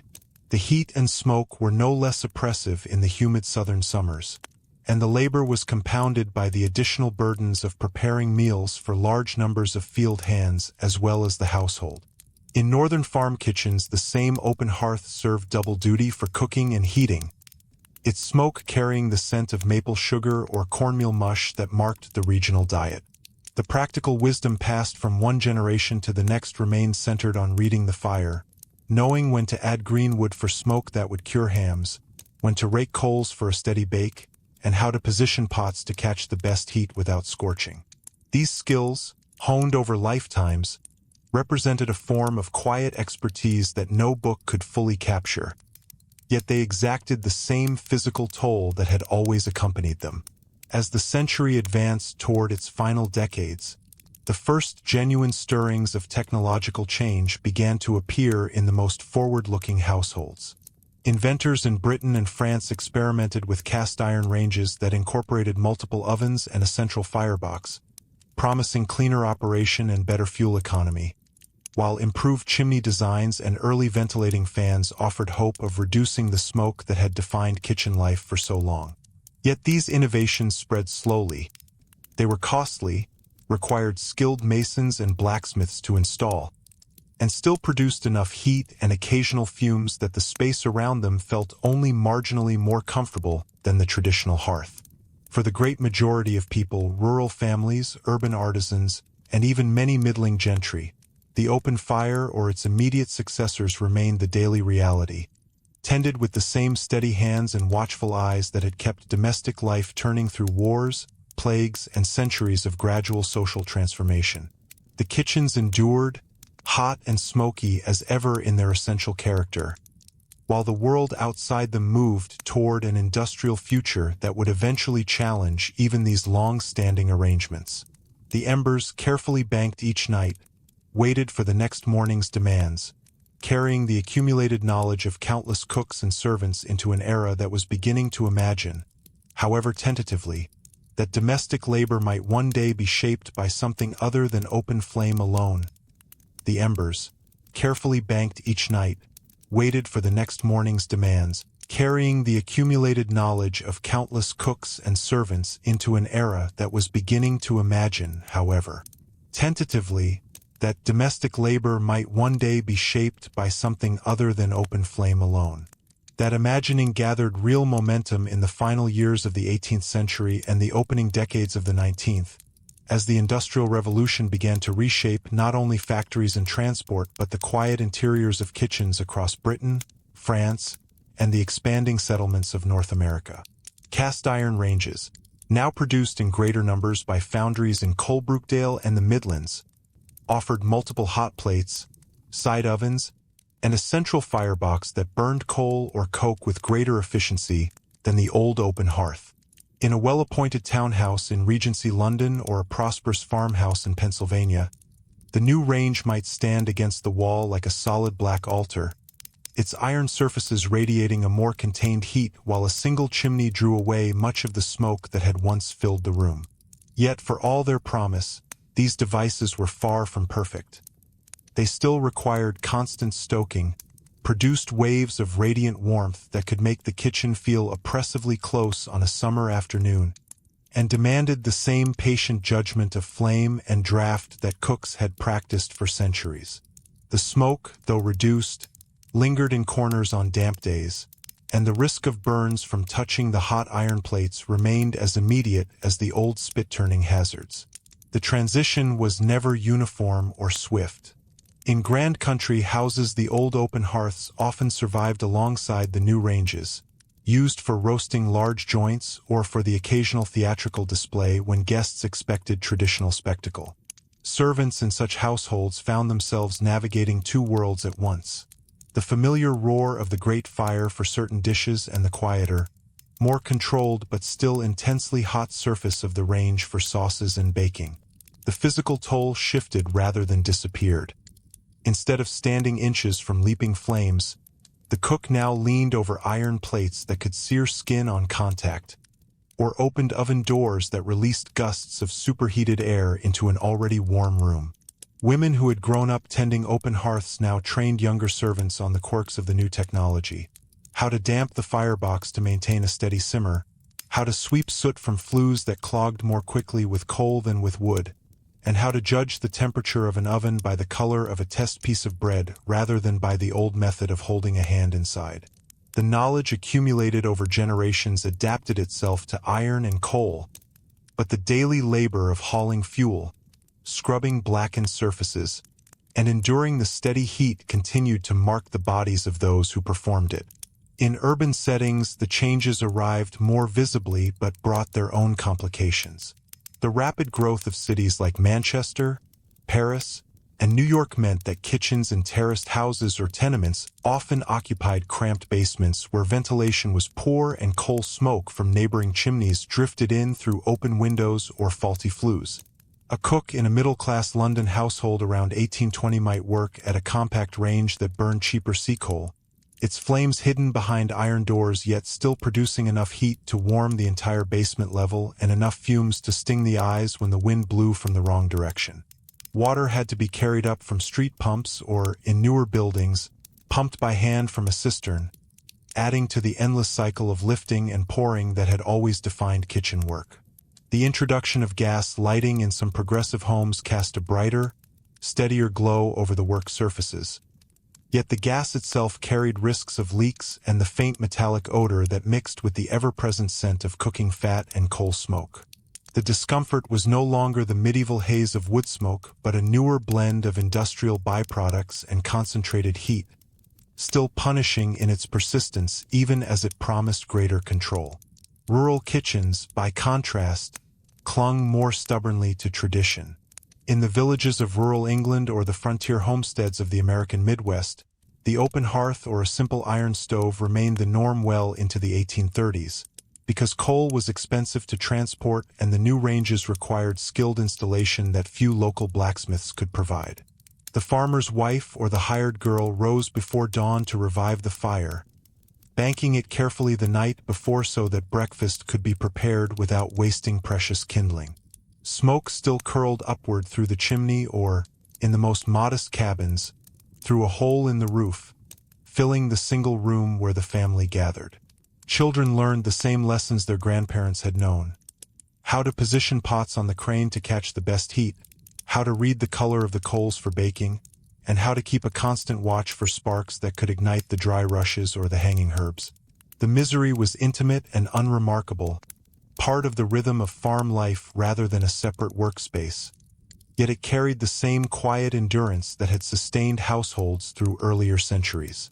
When a poor harvest or a harsh winter made fuel scarce, families turned to dried corn cobs or buffalo chips on the prairie, each producing its own distinctive smoke that added another layer to the familiar atmosphere of home. The human stories embedded in these kitchens grew more visible in the records of the period, as reformers and novelists began to pay attention to the conditions of domestic service. Accounts from the 1820s and 1830s describe servants whose faces were permanently reddened by the heat, whose hands bore the scars of old burns, and whose lungs labored in the close air of basement kitchens or smoke-filled farmhouses. In Britain, the first factory-inspired reforms touched the largest estates, where stewards introduced better lighting and occasional half-days of rest. Yet the core work of tending the range or hearth remained relentless. A cook in a ducal household might command a small team and earn wages that allowed a modest independence, but she still spent her days in temperatures that modern observers would consider hazardous, lifting copper pots that weighed as much as a child and stirring sauces that required constant attention to prevent scorching. In the United States, the growing abolitionist literature occasionally highlighted the additional burdens borne by enslaved cooks on southern plantations, where separate kitchen buildings stood apart from the main house yet still centered on open hearths or rudimentary stoves that demanded the same unceasing labor under conditions made harsher by the southern heat and humidity. Technological experiments continued to push against the old limits. By the 1840s, inventors in Britain and the United States were refining closed stoves with multiple dampers and adjustable grates, promising even greater fuel economy and cleaner operation, while the first experiments with gas cooking ranges appeared in the most progressive urban homes. These devices offered the tantalizing possibility of turning a knob rather than feeding logs or coal, yet they remained expensive, prone to uneven heating, and still produced enough warmth to make the kitchen the warmest, and often the least comfortable, room in the house.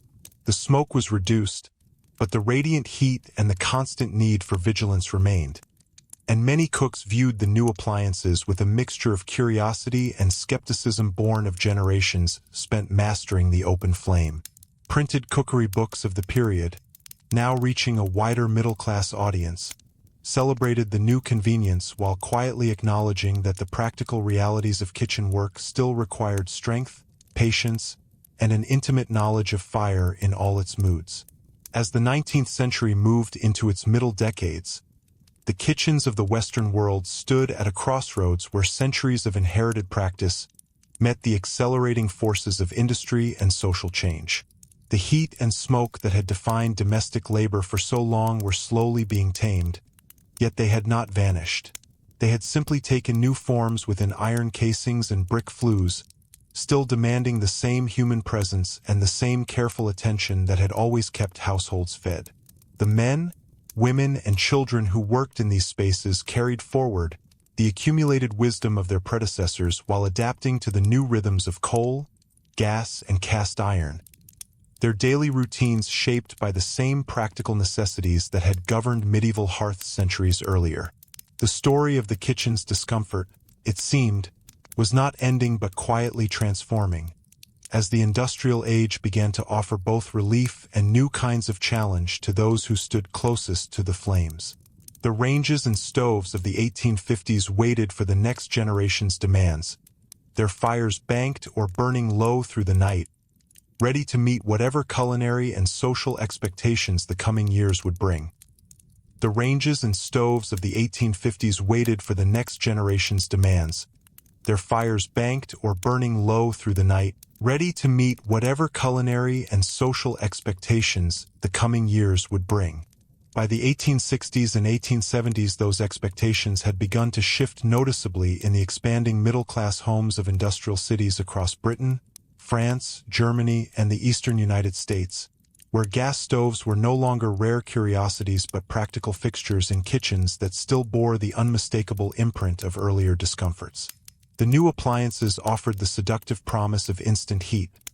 No more coaxing embers back to life at dawn, no more constant stoking with coal scuttles, but their burners produced a fierce, concentrated flame that could raise the temperature of a small basement kitchen to almost tropical levels within minutes of lighting several at once.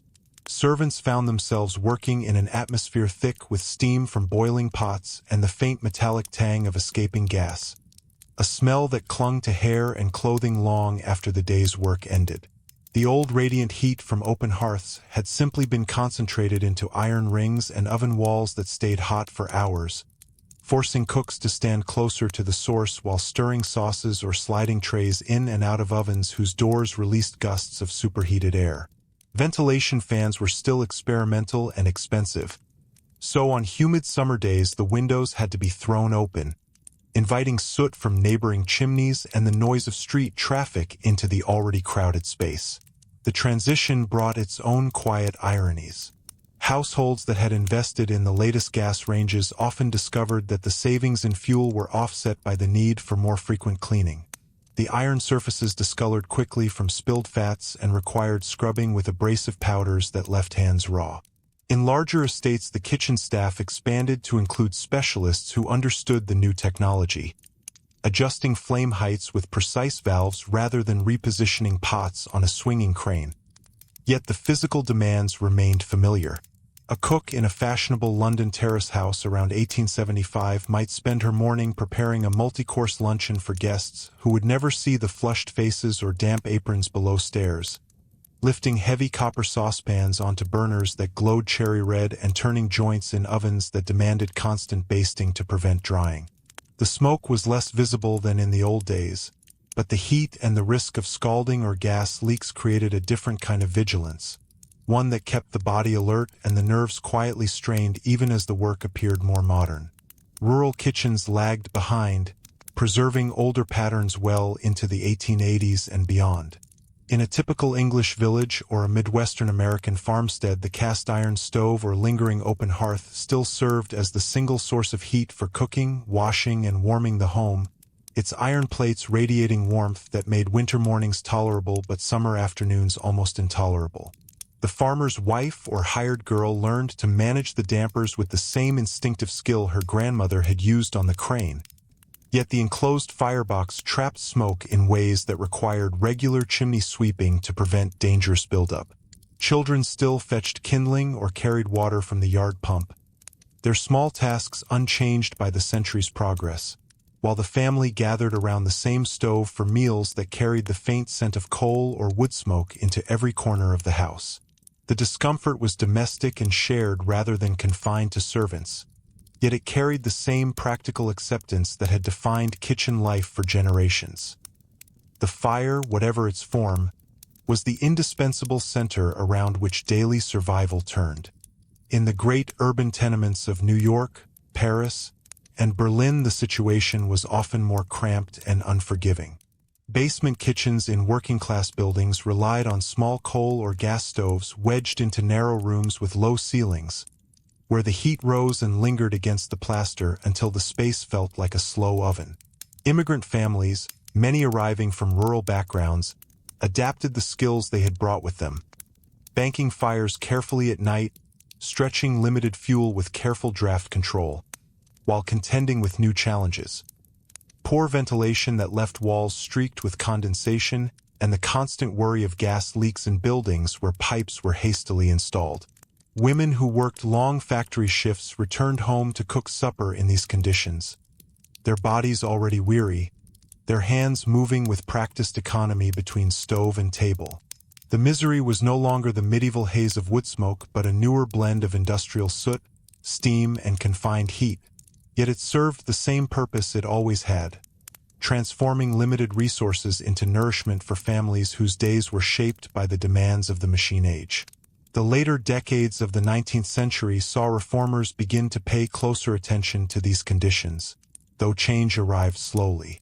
Domestic science manuals and early home economics courses taught middle-class women the principles of efficient kitchen layout, placing the stove away from windows to reduce drafts, installing zinc countertops that could be wiped clean of grease, but the underlying physical realities persisted.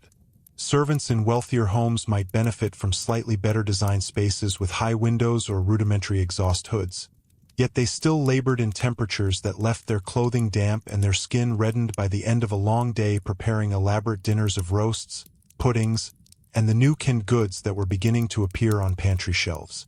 The introduction of canned meats and vegetables reduced some preparation time, but the stove still had to be kept hot for hours to reheat or incorporate these products into meals that maintained the expected standards of the table above. As the century turned toward 1900, electricity began to enter the most progressive kitchens, first as lighting that cast a cleaner, steadier glow over the work surfaces, then as the earliest electric hot plates and small ovens in experimental American and British homes. These devices offered the dream of heat without flame or visible smoke, yet their adoption was limited by cost and the uneven supply of current in most cities. Early electric ranges were bulky, slow to heat, and still produced enough warmth to make the kitchen the hottest room in the house, especially when used alongside a gas or coal stove during the long transition period. Cooks approached them with the same cautious respect they had shown every previous innovation, testing temperatures by touch and timing rather than trusting the new dials completely, while continuing to rely on the older appliances for the bulk of the day's work. The discomfort evolved rather than vanished. Instead of smoke stinging the eyes, there was the faint ozone scent of electrical elements and the steady, unrelenting warmth that no fan could entirely dispel. The early years of the 20th century brought further layers of complexity. In the years leading up to the Great War, kitchens in middle-class suburbs began to incorporate the first labor-saving devices, electric toasters, coffee percolators, and small refrigerators that reduced the need for daily ice deliveries. Yet the central stove or range remained the heart of the space, its heat still shaping the daily rhythm of those who tended it. Servants in British and European households faced the additional strain of wartime shortages, learning to stretch rations over fires that burned lower and less reliably, while in American homes the same stoves produced meals for families whose sons were overseas. The physical toll accumulated across years. Backs strained from lifting, hands marked by small burns, lungs accustomed to the mixed vapors of gas, coal, and cooking fats. Yet within these kitchens the quiet expertise continued to pass from one generation to the next. Recipes adjusted for new ingredients, techniques refined for new appliances, the fundamental understanding of heat and timing preserved even as the technology changed around it. By the 1920s, the kitchens of the Western world stood on the threshold of still greater transformation. Electric ranges were becoming more reliable and affordable in urban areas, promising cleaner operation and precise temperature control, while gas stoves had been improved with safety valves and better burners that reduced the risk of leaks. The smoke and open flames of earlier centuries had been largely tamed, Yet the heat remained a constant companion, radiating from enamel surfaces and oven doors, turning even modern kitchens into spaces where work was performed in a gentle but persistent warmth that no amount of ventilation could entirely erase. The daily labor of those who cooked, whether professional servants or housewives managing modern households, continued to blend inherited skill with new expectations, the body adapting to each innovation while the essential demands of feeding a household endured. The stoves and ranges of the interwar years waited, their elements glowing or their burners lit low, for the next wave of social and technological change that would once again test the balance between comfort and necessity in the one room where the past and the future met most intimately every single day. The stoves and ranges of the interwar years waited, their elements glowing or their burners lit low, for the next wave of social and technological change that would once again test the balance between comfort and necessity in the one room where the past and the future met most intimately every single day. In the 1930s, as economic depression settled across much of the Western world, that balance tilted toward frugality in even the most modern kitchens, where housewives and the remaining domestic servants learned to coax reliable heat from electric or gas ranges that had once seemed almost magical. The steady hum of an electric element or the blue flicker of a gas burner replaced the roar of open flames, yet the radiant warmth still filled the room on baking days, turning linoleum floors sticky underfoot and making cotton dresses cling to skin damp with perspiration. Families stretched limited budgets by baking bread at home rather than buying it, sliding heavy loaves into ovens that retained heat long after the current was switched off, and the cook's careful monitoring of temperature dials demanded the same patient attention once given to judging coals. Smoke had largely vanished, but steam from simmering pots and the faint ozone scent of overheated wiring created their own close atmosphere, while the need to clean grease from enamel surfaces and blackened burner grates added hours of scrubbing that left hands chapped and sore. The Second World War intensified these demands in ways that echoed older patterns of endurance. In British and European homes, rationing meant that stoves were kept at lower settings to conserve fuel and electricity, yet meals still had to be prepared for families and sometimes for neighbors sharing resources under blackout curtains. American kitchens, though spared the worst shortages, saw women entering factories while still managing supper on ranges that now bore the additional labor of preserving victory gardens, produced in hot water baths and pressure canners. The heat from these processes turned kitchens into temporary steam rooms, especially in summer, where windows stayed closed against air raids or neighborhood noise, and the physical strain accumulated across double shifts of paid work and domestic duty. Servants who remained in larger households adapted wartime recipes that required precise low-heat simmering to stretch meat and fat, their bodies moving with the quiet economy born of years spent close to appliances that, for all their modernity, still demanded constant vigilance against scorching or boiling dry. The discomfort was no longer the medieval haze, but a subtler blend of confined warmth, steam, and the low-level fatigue that came from standing on hard floors for hours, while the world outside shifted under the pressure of global conflict. With the return of peace in the late 1940s and the economic boom of the 1950s, kitchens in suburban homes across the United States, Britain, and parts of Western Europe underwent their most visible transformation yet. Advertisements celebrated pastel-colored electric ranges with automatic timers and built-in ovens, promising that cooking could finally become effortless and even enjoyable for the modern housewife.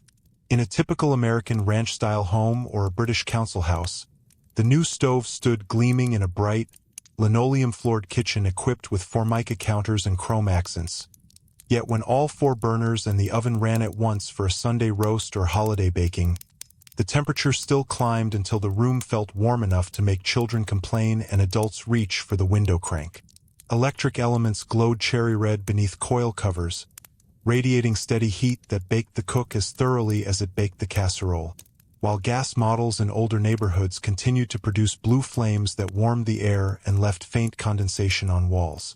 The promise of labor saving was real in some respects.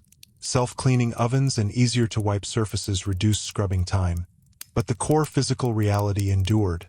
lifting heavy pans onto hot surfaces, opening oven doors that released gusts of scalding air, and standing for long stretches while stirring gravies or checking roasts that required the same instinctive judgment of doneness that medieval turnspit boys had once exercised by eye and touch. The human texture of these kitchens revealed itself in the daily routines of the women who managed them. In the expanding suburbs, housewives who had grown up with coal stoves now navigated electric models whose dials and pilot lights still required careful calibration to avoid uneven baking or burned bottoms on cakes.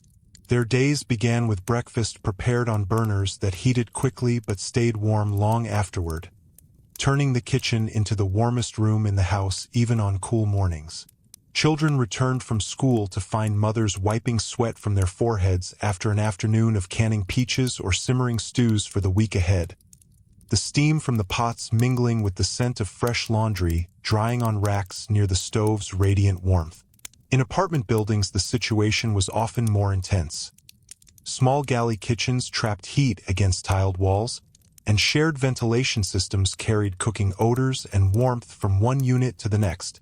The discomfort was quieter than in earlier centuries, no acrid wood smoke stinging the eyes, but it manifested in the persistent low-grade fatigue of working in an environment that modern design had made brighter and more cheerful without fully addressing the thermal realities of cooking itself. Across the Atlantic in post-war Europe, Reconstruction brought similar changes tempered by lingering austerity. In French apartments rebuilt after the war, gas ranges with multiple burners allowed for the refined sauces and slow braises that defined national cuisine. Yet the heat they generated turned modest kitchens into extensions of the oven on busy market days. British council estates featured standardized electric cookers that promised reliability, but their exposed elements still radiated enough warmth to make ironing or washing up feel like additional labor in an already warm space. The introduction of refrigerators and freezers reduced the daily trek to the iceman or the larder, yet the stove remained the unchanging center, its steady output shaping mealtimes and family rhythms much as the open hearth had done for centuries. Cookery books of the era celebrated convenience foods and quick recipes, yet many dishes still required the same careful tending over heat sources that refused to be rushed, revealing the quiet continuity beneath the surface of progress. By the 1960s and early 1970s, the kitchens of the Western world had incorporated even more innovations: microwave ovens for rapid reheating, self-cleaning oven cycles, and smooth-top electric ranges that eliminated burner grates. But the fundamental experience of working near concentrated heat persisted. A family cook in a suburban split-level home might prepare a weeknight dinner on a surface that heated instantly and cooled slowly, the ceramic or coil burners glowing beneath while steam from vegetables rose into an exhaust hood that, for all its whirring fan, could never quite dispel the warmth that accumulated around the cook's shoulders and arms. In urban high-rises, the compact kitchens of the period concentrated that heat further, turning meal preparation into a warm, humid task performed against the backdrop of city noise filtering through open windows. The discomfort had become normalized, almost invisible to those who lived with it daily. It was simply part of the background of domestic life, accepted with the same pragmatic endurance that had carried kitchen workers through every previous era of technological promise and practical limitation. As the 20th century moved toward its final decades, the story of the kitchen's heat and labor began to intersect with broader social shifts. More women entering full-time careers, the rise of takeout and processed foods, and the first hints of energy-conscious design that questioned whether constant stove use was truly necessary. Yet even in these changing times, the appliances that had replaced the medieval hearth continued to radiate their steady warmth, demanding the presence of someone willing to stand close enough to tend, to stir, to judge, and to endure. The ranges and stoves of the 1970s and 1980s waited, their controls glowing softly in the evening light, for the next chapter in a long domestic narrative where comfort and necessity remained locked in their familiar, quietly persistent dance. The ranges and stoves of the 1970s and 1980s waited, their controls glowing softly in the evening light, For the next chapter in a long domestic narrative where comfort and necessity remained locked in their familiar, quietly persistent dance. By the closing years of the 20th century, that dance had grown more intricate, as kitchens in suburban homes and urban apartments across North America, Europe, and beyond incorporated microwave ovens, convection fans, and the first smooth-top electric cookers that promised precision without visible flame. Yet when a family meal required the simultaneous use of multiple burners and the oven, the combined output still raised the ambient temperature enough to make the space feel noticeably warmer than the rest of the house, especially on humid evenings when exhaust fans struggled against the steam from simmering pots and the faint warmth radiating from insulated oven walls. Housewives and the growing number of men who had begun sharing kitchen duties learned to navigate these appliances with the same instinctive timing their grandparents had used on cast-iron stoves, adjusting digital displays and timer beeps while standing close enough to feel the steady heat against their forearms and the occasional draft of warm air when an oven door opened. The smoke of earlier eras had all but disappeared, replaced by the subtler discomfort of trapped humidity and the low-level fatigue that came from working in an environment designed for efficiency rather than cool repose. The 1990s brought further refinements that highlighted the same enduring contradiction. Induction cooktops, appearing in upscale kitchens first in Europe and then spreading to North American suburbs, used electromagnetic fields to heat pots directly without warming the surrounding surface, offering a cleaner, cooler countertop in theory. In practice, however, the pots themselves grew hot quickly and transferred that heat upward, while the cook still stood within arm's reach of simmering sauces and baking dishes whose ovens continued to radiate warmth through their insulated doors. Ventilation systems improved with more powerful hoods and downdraft vents, yet on busy weekends or holiday preparations the kitchen air could still grow thick with steam and the scent of roasting meats, turning the space into a gentle sauna where aprons clung and conversation flowed in shorter, breathier exchanges. Families in smaller apartments or townhouses noticed it most acutely. The open-plan layouts that blurred the line between kitchen and living area carried the warmth outward, so that the television in the next room felt slightly warmer than it should. The labor-saving devices, dishwashers, food processors, even the earliest bread machines reduced some physical strain, but the core act of tending heat sources still required presence, attention, and a tolerance for the persistent thermal envelope that had shaped kitchen work for centuries. In the early years of the 21st century, the narrative deepened with the arrival of smart technology and energy-conscious design. Touchscreen interfaces and Wi-Fi-enabled ovens allowed remote monitoring from a smartphone, promising that a roast could be checked without opening the door and releasing a gust of hot air. Yet the physical reality inside the kitchen remained much the same. When the appliance was in use, the room still warmed noticeably, especially in compact modern homes where insulation trapped the heat rather than letting it dissipate. Home cooks experimenting with sous vide machines or air fryers discovered new sources of warmth, small countertop appliances that hummed steadily and raised the temperature of already busy workspaces, while the central range or cooktop continued to serve as the anchor for larger meals. In urban high-rise apartments, the situation was often more contained. Galley kitchens with limited airflow turned meal preparation into a warm, humid task even on mild days, and the addition of LED lighting and sleek cabinetry made the space look cooler than it felt.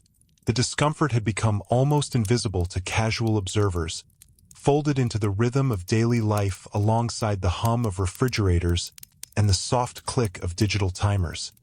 Yet it persisted as a quiet companion to anyone who spent significant time preparing food. Global variations added further texture to the story. In rapidly modernizing regions of Asia and Latin America, kitchens in growing middle-class households adopted gas or electric ranges that mirrored Western models. Yet older open-hearth or charcoal stove traditions lingered in rural areas and among older generations, where the familiar heat and faint smoke carried cultural continuity even as newer appliances promised modernity.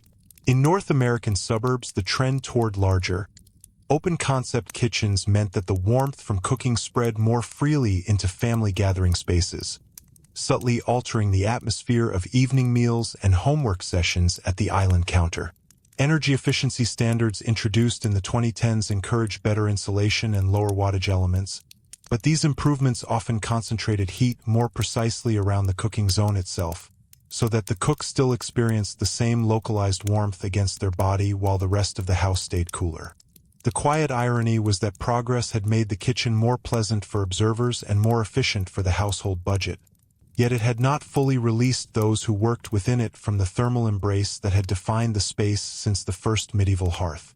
The human dimension continued to evolve alongside the appliances. Dual-income households and the rise of home cooking as a form of leisure meant that more people, partners, teenagers, even retired grandparents, found themselves standing at the stove for shorter but more frequent intervals, experiencing the same subtle physical cues their ancestors had known. The flush of warmth on the cheeks, the slight dampness at the small of the back, the instinctive step back when opening an oven door. Cookery blogs and television programs of the period celebrated the joy of the kitchen, yet they rarely lingered on the small, accumulated discomforts that remained part of the experience. The way a long session of baking on a summer evening could leave the entire household feeling gently overheated, or how winter cooking brought a welcome warmth that still required careful management to avoid turning the room stuffy. In professional restaurant kitchens, scaled-up versions of the same technology produced even more intense conditions, where line cooks worked in environments deliberately engineered for high output, their bodies adapting to heat that modern ventilation systems could only partially tame. By the second decade of the 21st century, the kitchens of the Western world had incorporated voice-activated assistants, induction surfaces with precise temperature zones, and convection steam ovens that promised restaurant-quality results at home, yet the underlying physical narrative remained remarkably consistent. When multiple elements ran together for a family gathering or a weekend meal prep, the space still warmed in ways that made lighter clothing preferable and windows tempting to crack open even on cooler days. The promise of smart homes suggested that one day the entire process might be monitored from another room, but the final stages of any dish still required someone present. Tasting, adjusting, plating, close enough to the heat source to feel its quiet insistence. The discomfort had become softer, more refined, yet it endured as a reminder that cooking, at its heart, involves transforming raw ingredients through applied energy, and that energy inevitably leaves its mark on the environment and the people who manage it. As the 2020s unfolded, new pressures from climate awareness and rising energy costs began to influence kitchen design once more, encouraging heat pump appliances and more efficient induction systems that reduced overall consumption while still producing the localized warmth necessary for effective cooking. Home cooks experimented with smaller, targeted devices, single-burner induction pads, compact convection ovens, hoping to minimize the thermal load on the room, yet the cumulative effect of preparing daily meals continued to create the same gentle microclimate that had characterized kitchens for centuries. The story of that warmth, once marked by acrid wood smoke and open flames, had become one of quiet, engineered persistence, where comfort and necessity continued their long, subtle negotiation inside spaces that looked nothing like their medieval predecessors yet still asked the same fundamental question of those who worked within them. How much heat can a body comfortably endure while turning ingredients into sustenance? The appliances of the present day, sleek and responsive as they are, stand ready for whatever refinements the coming years will bring. Their surfaces cool to the touch when idle yet capable of generating the same steady, purposeful warmth that has shaped domestic life across every era of its long history. The appliances of the present day, sleek and responsive as they are, stand ready for whatever refinements the coming years will bring. Their surfaces cool to the touch when idle yet capable of generating the same steady, purposeful warmth that has shaped domestic life across every era of its long history. And so the story that began in the Smoky, open-hearth kitchens of 12th century castles and manors reaches quietly into our own time, revealing a continuity far deeper than any single invention or architectural shift could erase. What once announced itself in billowing wood smoke and the roar of flames now whispers through the hum of induction coils and the soft glow of digital displays. Yet the essential truth remains unchanged. Preparing food has always required energy, and energy has always come at a bodily cost to those who stand closest to its source. Across the centuries, the medieval kitchen's inheritance proved remarkably resilient. The open hearth that blistered hands and stung eyes gave way to cast iron ranges, gas burners, electric elements, and finally smart appliances, each promising greater comfort and control while quietly preserving the same localized warmth that turned labor into a form of quiet endurance. The scullions and cookwives of the 12th century would recognize in a modern home cook the same instinctive adjustments of flame or dial, the same small step backward from an opened oven door, the same patient monitoring of heat that separates a perfect roast from a ruined one. Progress has softened the edges.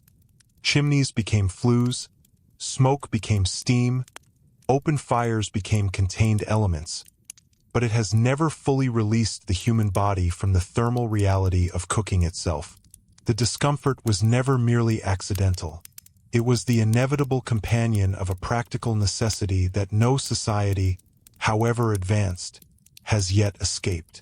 What lingers most clearly, perhaps, is the quiet ingenuity that threaded its way through every age. Medieval servants learned to position themselves against the draft, to use smoke as a preservative, to turn relentless heat into the very engine of hospitality and survival. Their descendants adapted the same pragmatism to coal and gas, to electricity and induction, finding small satisfactions in the rhythm of a well-tended stove or the satisfaction of a meal that emerges precisely as intended. The kitchens themselves, whether stone-walled and smoky or sleek and brightly lit, have always been more than workspaces. They have been the hidden hearts of households, where daily labor sustained both body and social bond. The heat and haze that once defined the medieval experience did not vanish with technological progress. They simply changed form, reminding us that the past is never truly distant when its practical demands continue to shape the present in ways both subtle and profound. In the end, the story of why medieval kitchens were hot, smoky, and miserable is less about a single era's hardships than about a long, unbroken thread of human experience. It speaks to the enduring gap between the elegance we present at the table and the effort required to reach it, between the image of domestic comfort and the lived reality of standing near the flame. That thread continues today in kitchens large and small, where the same careful tending of heat still feeds families, hosts friends, and quietly sustains the ordinary rhythms of life. The fires, whatever form they take, keep burning, carrying forward the same practical wisdom that once kept medieval households alive and that still, in its quieter modern guise, keeps ours turning. If this long journey through the hidden life of the kitchen has left you with a detail that surprised you most, or a moment that felt hardest to imagine enduring, I would be glad to hear it in the comments below. And if you have enjoyed sinking into these calm, thoughtful explorations of everyday history, I hope you will consider returning for the next one. There is always more of the past waiting to unfold in the quiet hours before sleep. Until then, thank you for listening.